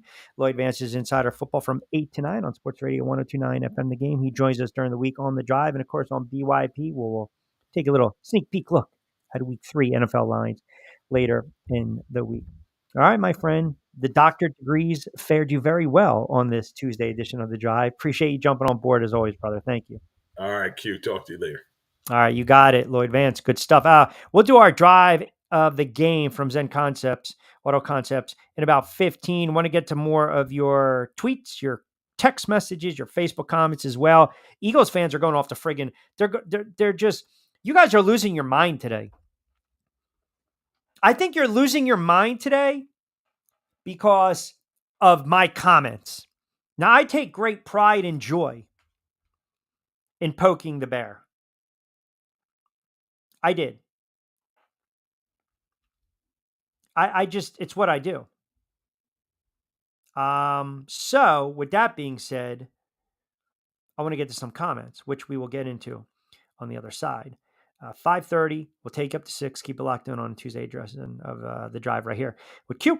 I got my phone beeping, so I apologize for that. I got to get some live reads on the other side as well. We got 30 to play with. Ion Tampa Bay is the latest news, weather, and traffic for Pinellas, Pasco, Ellsboro, Hernando, and surrounding communities. Stay connected on X, Facebook, and their website, iontp.com. Ion Tampa Bay keeps you informed on breaking news as it happens. Southwest Florida's newest game in town. Sports Radio 102.9, the game powered by Ion Tampa Bay. We'll be right back. Hey, Dad, your prescription will be ready in just a minute. Hey, Dad. Your laundry will be ready in just a minute. Dad, your lunch will be ready in just a minute. Hey, honey, why don't you take a minute? When you help care for a loved one, you give them as much time as you can, making sure they're safe and comfortable. But it's just as important that you take some time for yourself. At AARP, we can help with information and useful tips on how you can maintain a healthy life balance, care for your own physical and mental well-being, and manage the challenges of caring for a loved one. Because the better care you take of yourself, the better care you can provide for your loved one. Thanks, Dad. Thank you. You're there for them. We're here for you. Find free care guides to support you and your loved one at aarp.org/caregiving. That's aarp.org/caregiving. A public service announcement brought to you by AARP and the Ad Council.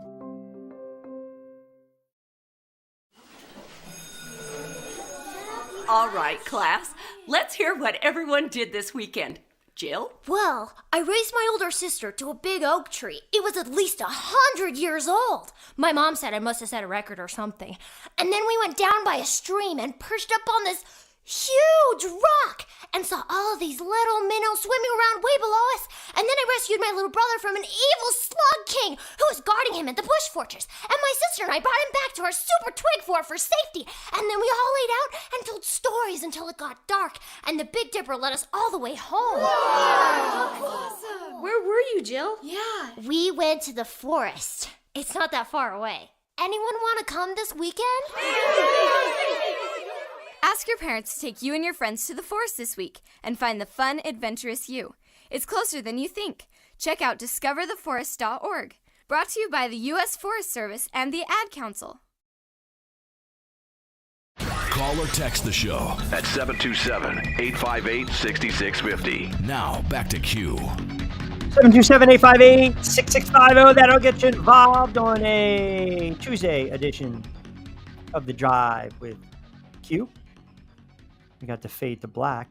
I don't know if I'm supposed to... do I have to reload? I mean, I did the liner. I did everything. All right, you know what? We'll be back in 10 seconds. Angel, I will pause for this station identification. All right, I'll be back. Don't forget, you guys can also download the app at sr1029thegame.com. You can download the app directly from the homepage. It is right smack in the middle. And Q will be back in about 5, 4, 3, 2, 1 as he pops back into the screen. Let me get to these comments. See, Eagles fans. Yeah, it's just... So Chris chimes in. I really felt the coaching staff got out coached. They didn't put the players in position to win. It's not even the fact that I think these games are rigged. They should not be coaches in the NFL, period. Sirianni, Fangio, Moore can kick rocks. There's too much talent on this team that's not being utilized. All right. Sean then chimes in. I looked at this team and I looked at some of these games. I thought they were going to put it on cruise control for the next couple of weeks, but it doesn't seem that way. They are in serious trouble. Noah chimes in. This is absolutely ridiculous, Q. You hit the nail right on the head. Where is the head coach? He needs to be held accountable. Okay.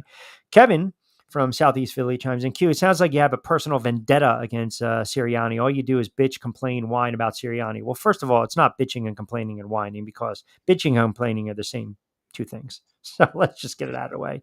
But let me continue. You wish you had a head coach like Sirianni. He's got fire and passion on the sidelines. That's something your head coach lacks. What? I don't want Sirianni. No, I don't. Like, do you guys not get it? When the shit starts to hit the fan with this team, and it will. Now I'm going to have to just go there. I'm going to have to go that route, and I don't want to do it, but you've left me no choice. He is not a viable option as a head coach in the NFL. How can you not look at this guy? He's a freaking clown. He holds no one accountable. Looks lost again. He cost them the game. You override your coordinator. We're running the ball with 3rd and 3. That's it. We're running the ball and we're getting out of here. We're milking the clock. This is what you do. This is the NFL. Do you know the most demoralizing thing to do in the NFL is when I have to run the football and I know the 11 in front of me can't stop me. That's demoralizing to a defense. We're just going to run it. In the beginning of the game, they ran Saquon. It's like when they underutilized DeAndre Swift. Pick up 3 yards. The game's over. But no, let's get cute. Let's overthink. And I see it all the time in the NFL. Dan Campbell, again, understanding analytics. Some of these other coaches understanding analytics, but also understanding the gut and how to make the right call. And there are teams that some of these guys, I feel as though they're trying to shoot fish in a barrel here. They're looking at the play sheet and the chart saying, I don't know. I don't know if this is the right call. This is not, I don't know. You got to know. You got to know down, distance. Period. You have to.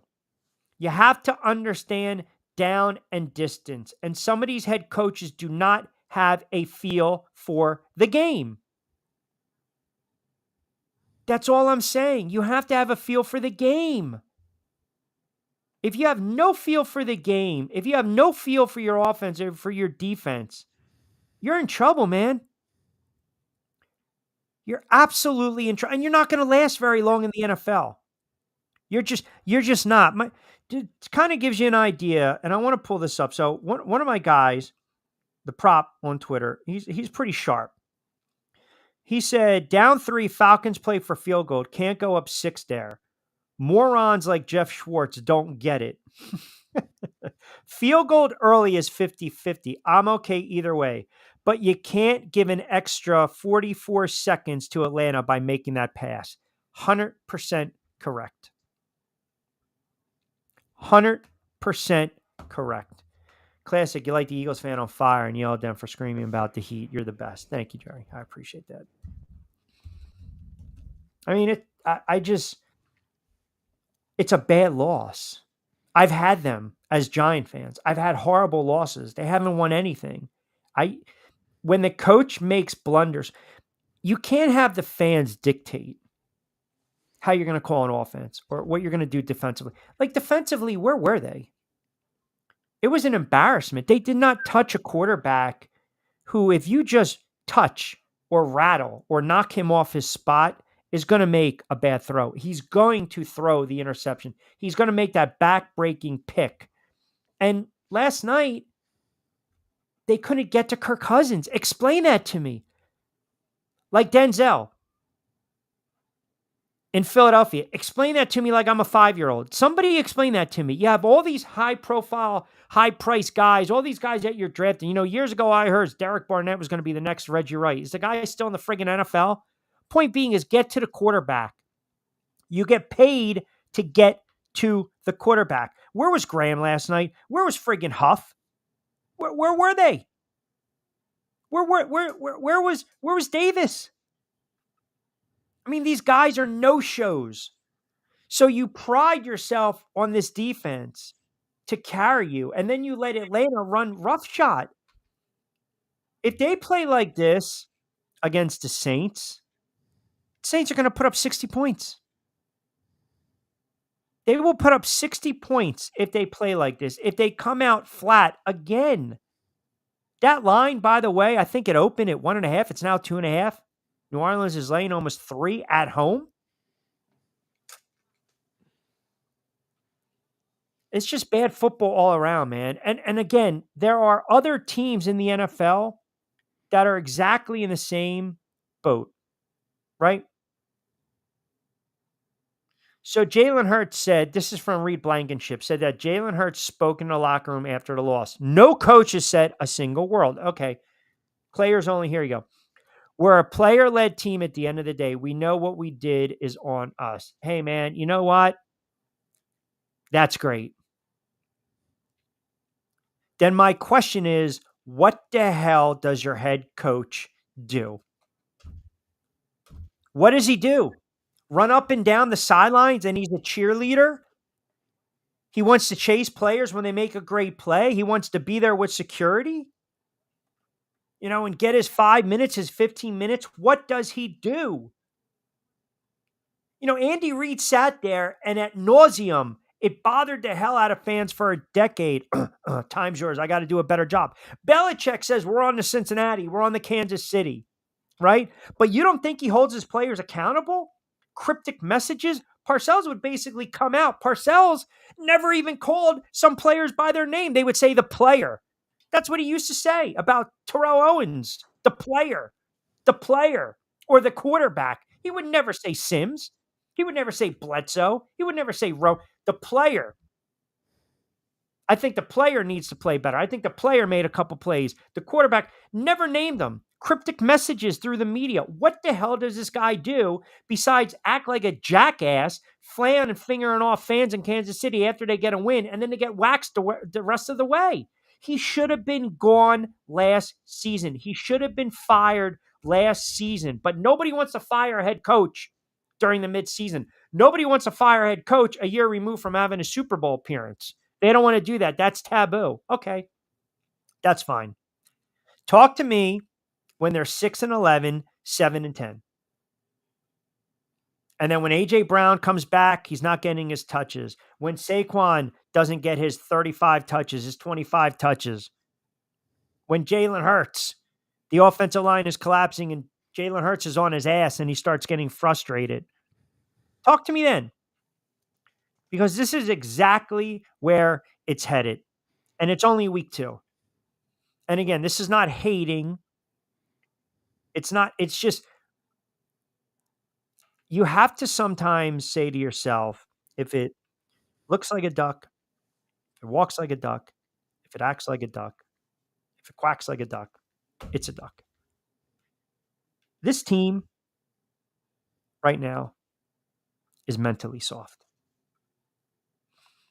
They're a mentally soft team. And that's why if they get their doors blown off against the Saints, all bets are off for this head coach. If they lose to Tampa, you're talking about 1-3. If they have any guts, if any team in the NFL loses a game, like I suspect the Giants will lose to Cleveland, but it could be a winnable game. Play hard, make improvements, build upon certain things. Quarterback didn't turn the ball over. Offensive line played okay. Neighbors looks like he's a stud. Defense still has to get to the quarterback. Areas of improvement. But they're not a good football team. I've resigned myself to the fact that they're not a good football team. It's probably why Sundays are. That's probably why, right? But I want to see areas of improvement because I want to see if this coaching staff is in their ear. I want to see if these guys are being coached up. When I got a defensive player who hasn't even made an impact, talk about stamina, I'm thinking to myself already in week 2, did the coach lose the locker room? So you don't think the Eagles fans right now are sitting there, you included, the ones that are tuning in, the ones that I know, family and friends that are livid by what I'm saying today? Absolutely. I'm getting texts. My phone is blowing off. Say, take it easy already on these guys. And I'm not. Because after a while, you have to put your foot down and say, enough is enough. Yeah. When you're winning, I don't give a shit what you do. When you win, do the antics. Go ahead, have fun. When you lose, it's going to rub people the wrong way. And if this team goes south and they don't show up over the next couple of weeks, all I'm saying, Angel, is all bets are off. That's all I'm saying. It is. No, you're right. Listen, if it's me, and Lord knows I've been an Eagles fan since birth. I'm the same way this morning. I didn't let up on them at all, period. Why should I? Why should Eagles fans let up on them? Why should people get mad if they decide to let up? You shouldn't. There should be a level of frustration because we don't see it. If Nick Sirianni, and you're absolutely right when CJ DJ there ripping his helmet off, even though they, quote unquote said it was starting to come off, no freaking way. This team right now needs to do better. It needs to look better. Sirianni needs to be a head coach. Stop it with trying to be buddies with everybody. The same way with Jalen Hurts, you have to start stepping up. Yeah, he played well last night. He made some good executions, did some good plays. I won't knock him too bad. But at the same time, too, you have Jason Kelce announcing on national TV that now that he's done, not only does Jurgens need to learn his position, but that Jalen Hurts now, year 4, decided he wants to start learning how to read the offense and the defensive line. Year 4. Really? As a QB? Now, people could talk about Patrick Mahomes. He started doing it week 1, game 1, when he started his NFL career. But you're waiting until after Kelce retires. Then all of a sudden you want to start learning how to read stuff.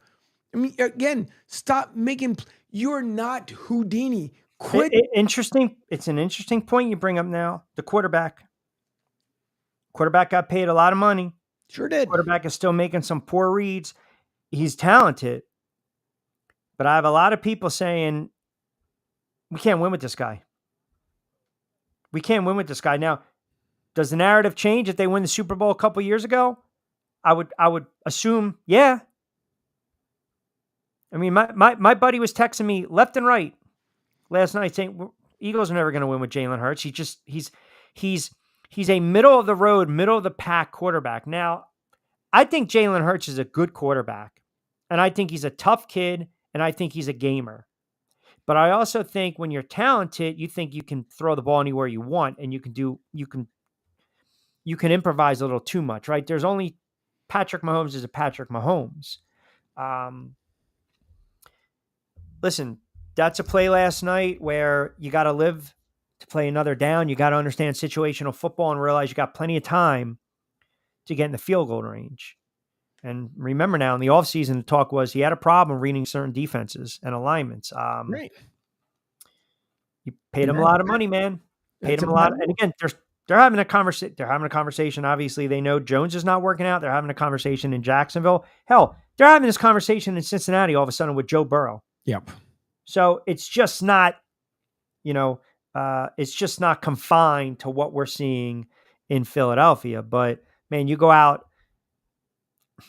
and you lose that type of game. I mean, you tell me, am I off base here?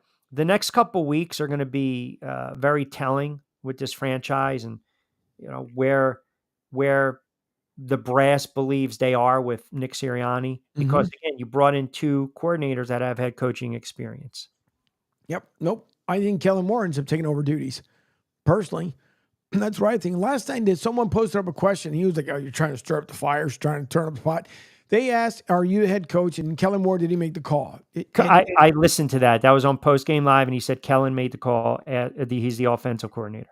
Yeah. Yep. It reminds me of when they started to get after Chip Kelly. It does. Yeah. And that was the year they went to the playoffs and lost to the Saints. Yeah, it's going to be Jalen is too slow reading defenses. I shot a throw at least 10 times. Yeah, but when he improvises, he does make some plays, man. But you're right. There's got to be plays.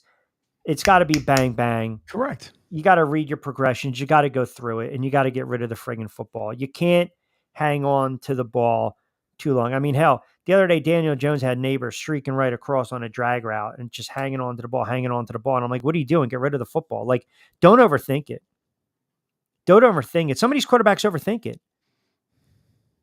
It's absolutely absurd. Danny in Carolina chiming in Q, loving the show. Thank God you're talking a little Panthers. My Panthers absolutely sucked. How surprised are you that they already gave up on Young? I definitely think he's a reclamation project, and I think he needs a change of scenery. Yeah, I feel bad if you're a Panthers fan. That's just a bad franchise. And I know people are killing this kid, and I'm not going to backtrack. I don't think he's a very good quarterback. I just don't. But I also think Lloyd tweeted this, and I want to give credit. It was a really astute tweet. He might not be a bust. Well, right now he is. So let me just see if I can hedge this a little bit. But it's probably he was drafted. He shouldn't have been drafted where he was drafted, basically. Like, it was a reach. Mm-hmm.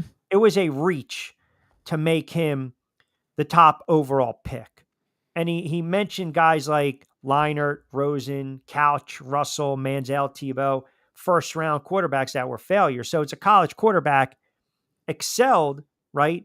5-star players around him, but he was overdrafted. And I think it's a very astute point. I wouldn't have drafted Bryce Young in the top 10. Just like I'm not a Williams fan. I'm not a Williams fan at all. I watched a kid in college and I saw too many red flags. I think Stroud's going to be a player. I think Richardson, with time, is going to be a really nice player. And you already know where I'm at with Jaden Daniels. I think the kid's going to be a stud. I mean, he reminds me of a Newton. You can't get him down. You can't tackle him. You can't wrap him up. I mean, once he starts to read defenses and he's got more confidence in where to place it, he made throws the other day that I'm like, oh my God. Sometimes these quarterbacks, their first instinct is to tuck the ball down and run. And, GMs 20, 30 years ago, I want the pocket passer. I want Elway, Marino, Kelly. I want these guys to hang in the pocket and just deliver the football. The era of the pocket passer is gone. Every quarterback in the NFL, aside from maybe a couple veterans, they can all scramble. They can all move. I mean, you go down the list, aside from like a Brissett, a Rodgers, now a Dalton, even a Watson to some. Lamar moves, Burrow moves, Stroud moves, Richardson moves, Lawrence can move, right? Herbert can move, Patrick Mahomes can move. The Raiders, Bo Nix, still young, but Daniels looks like he can move. Jones can scramble. Prescott can move a little bit. Hurts can move. I mean, down the line, you got 4 or 5 statuesque, but point being, when I'm drafting a quarterback now, I don't want a prototypical 6'6", 6'7". I can read over the defenses and just sling it. I want you to be able to scramble. I want you to run a little bit. But I think some of these guys coming out of college, their mindset is to take off first. So it's like, all right, am I reading? Am I level with the defense, or if am I looking over the defender, or am I looking at the defender? There's a big difference, and they got to get taught that early on, and that's innate. If you have it, you have it. If you don't, you don't. And that's why a lot of these quarterbacks, when they rush them to start, when they throw them in there, the speed of the game is so fast where you got stunts, you got blitzes, you got guys overselling, selling out. You have no idea where it's coming from. That's when you listen to the broadcast and they talk about the internal clock. Mm-hmm. You know, we're watching the game and we see quarterback sitting there tapping, and all of a sudden you're like, get rid of it, get rid of it, get rid of it. They have to have that clock. They have to have eyes behind them, right? Left-handed quarterback, different story. Right-handed quarterback, I need that tackle, that left tackle to protect me. So if they're not reading the defenses and the clock doesn't go off, then their instinct is, I just got to tuck it and run. Yep. But there's a time and place to do that. And these other quarterbacks, they've shown that they don't know how to slide and they take way too many hits. So, all right, I know we got to wrap it up in a couple months. I wanted to mention our drive of the game from our good friends over at Zen Auto Concepts in Florida. Check them out online for the love of cars, the leader in high-end detailing, paint protection as well. Paint protection, clear broad detailing, 724-638-5500. Check them out online, ZenAutoConcepts.com. Week 2, drive of the game. How do you not give it to Captain Kirk? I mean, the guy wasn't even touched in the pocket, and everyone's watching the game last night, whether you're betting the game, whether you're not betting the game, whether you're a Cousins hater, a fan, a Falcons fan, an Eagles fan, an Eagles hater. Everyone can be in agreement. Everyone can be in agreement.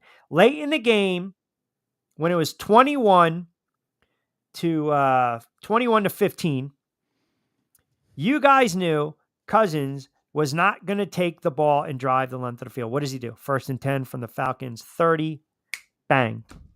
Just like that, 11 yards. 1st and 10 from the Atlanta 41. No huddle, mind you, plenty of time. Mooney, who was just a beast last night, 28 yards. 1st and 10, just like that, from the Eagles' 12-yard line. They pick a 5, 2nd and 5.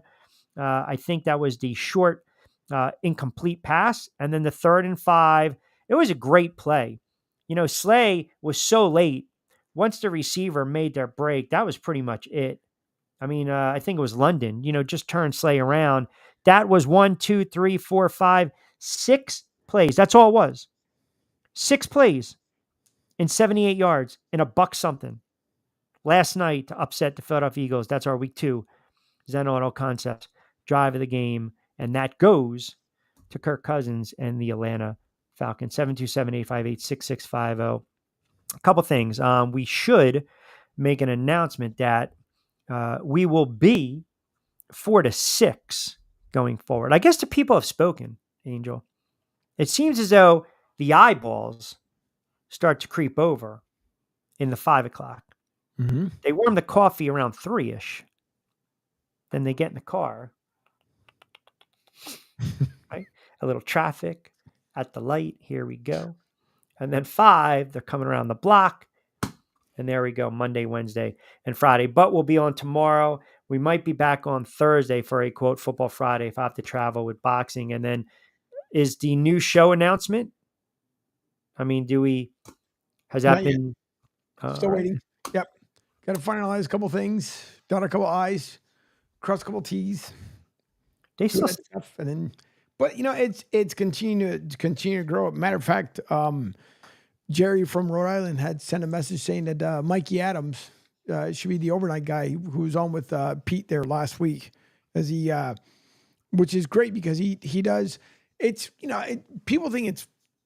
I guess I don't know. I had fun when I did Uber and Lyft. I enjoyed it. Mikey Adams is enjoying it, and I think the funny part was he was saying what Pete was because they were obviously from the same area. But he said when people ask him, "Hey, weren't you the guy that was doing sports or whatever?" And they're like, "No, that's a whole different Mikey Adams." But so I mean, listen. You never know as things continue to grow and evolve. Oh, was he doing radio or no? Yeah. No, he was. Oh, okay. Yeah, he was.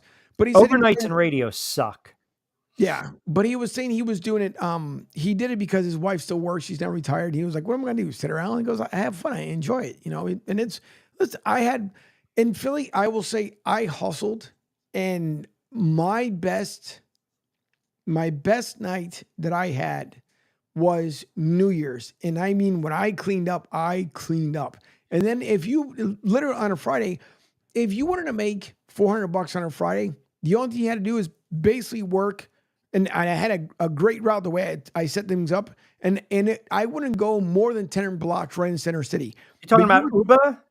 Yeah, with both Uber and Lyft. But because you can do it, you could make $400 easily, basically between 8 and midnight. You can make $400. Just how quick it was. If you stayed out till 2 a.m, you can add about another $100, $125. That's not even including tips. That's just on fares where you end up doing it. On the tips to one night, how I got this one guy who I picked up in Jersey and brought him over the bridge because I started at the airport. Airport ended up going to Trenton Mercer. Trenton Mercer ended up going down to Atlantic City because of the person that came in from Trenton Mercer. From AC, went back, picked up by your neck of the woods, by Brigantine, picked them up, ended up going to Cherry Hill. Cherry Hill, I picked up this guy and his girlfriend and his buddy. They went out to Philly. He said, "Hey, we're going to the steakhouse out there, so I got to take this chick out and take her for a good steak because she won a bet." I'm like, okay.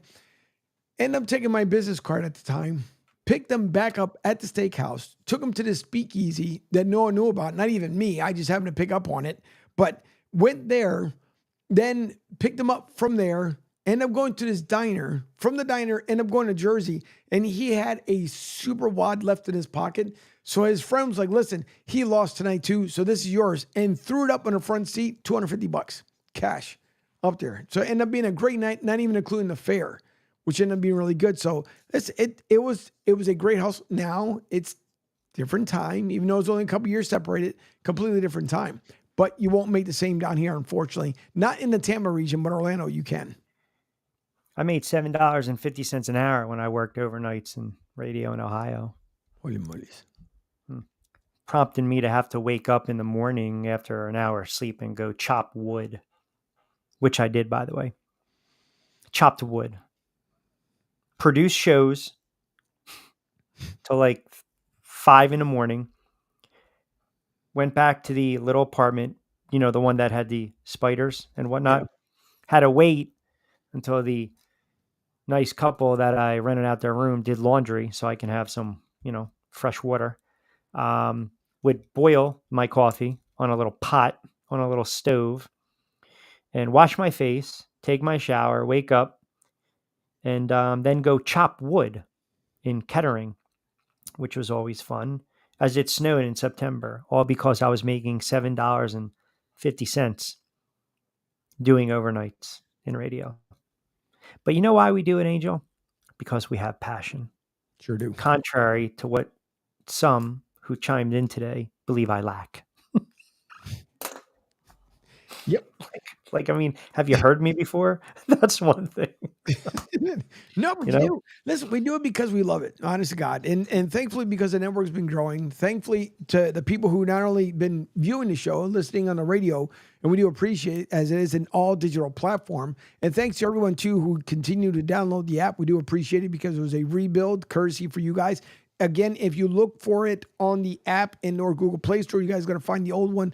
Download it directly from the website on the homepage, sr1029thegame.com. And thanks also because of the folks over at USF, excuse me, not UCF, which is out in Orlando, but USF. Thanks to those folks who listen in, especially to the parents because they want to hear the soccer updates and all. It's been a blessing. Even our folks to the north in Canada who are now starting to listen in. It is because the drive, the passion, and the love that we have to do this. Does it drive me nuts? Of course it does. Because my day starts early, ends late at night. But either way, I do it because I love it. And if it wasn't even for Q, and listen, I couldn't ask for a better person. This is not a suck up because he knows more than anybody. I don't suck up to anybody, especially my producer. Because of Q being as in my ear as the driving force, doing a lot of things that he did and tell me, listen, just stick with me. Don't worry about it. We're going to get things done. for the last 2.5 years to 3 years now, I've been listening to this man and listening to the passion and the fire. And I'm humbled that he's here and that I'm able to executive produce and sit around as a incredible shrinking and model.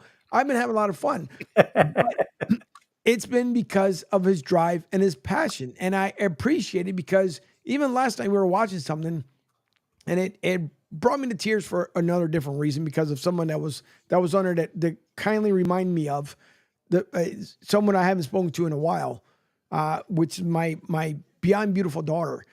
But because you remember the people that helped you, that care for you, that look out for you, and try to do the best for you. So for me, I'm completely honored that Q's here and that everybody's able to come in and listen. That's you're too kind for that. I mean, we're drifting into a lifetime moment right now in Hallmark. I mean, Jesus God, when you care to give the very best. So no, those are very kind words, and I appreciate it, and I appreciate you giving me the platform to do what I enjoy doing. But it is about the listeners and the guests, and you guys are awesome and unbelievable as always. All right, got to start wrapping it up. Good stuff, even for those that felt that I was tweaking today because that's what we do best. I appreciate Lloyd Vance. Tomorrow, we want to get in a little baseball pennant races. We'll start to look at those week 3 NFL lines. Also, by the way, got a ton of fights coming up in boxing I want to start to dive into. And we are going to most likely get Brooke Goff back on. Also spoke to Brandon Jacobs. He had a blast. We're going to get him back on. Want to talk, as I mentioned, a little baseball, more NFL. We got the NBA, believe it or not, in another couple weeks. So Jonathan Marshall is going to jump on board as well. So a lot of stuff. Download the app, as Angel mentioned. Don't forget to log on to sr1029thegame.com. Great eyeballs, great traction. Keep the texts coming as well, 727-858-6650. This will be uploaded, or it's already live on demand on my YouTube channel, Rich Q&Q, as well as Broad Street South. But as always, Angel Martinez behind the glass producer note, keeping us on the air on this, yes, indeed, a Tuesday edition of The Drive with Q right here on Sports Radio 102.9 FM The Game, part of the Coastal Sports Network, powered by ION TV. We will be back in the saddle tomorrow on a Wednesday from 4 to 6. As always, I'm Rich Quinones. Enjoy your Sports Tuesday. Be safe, be sound. Hasta luego, buen día.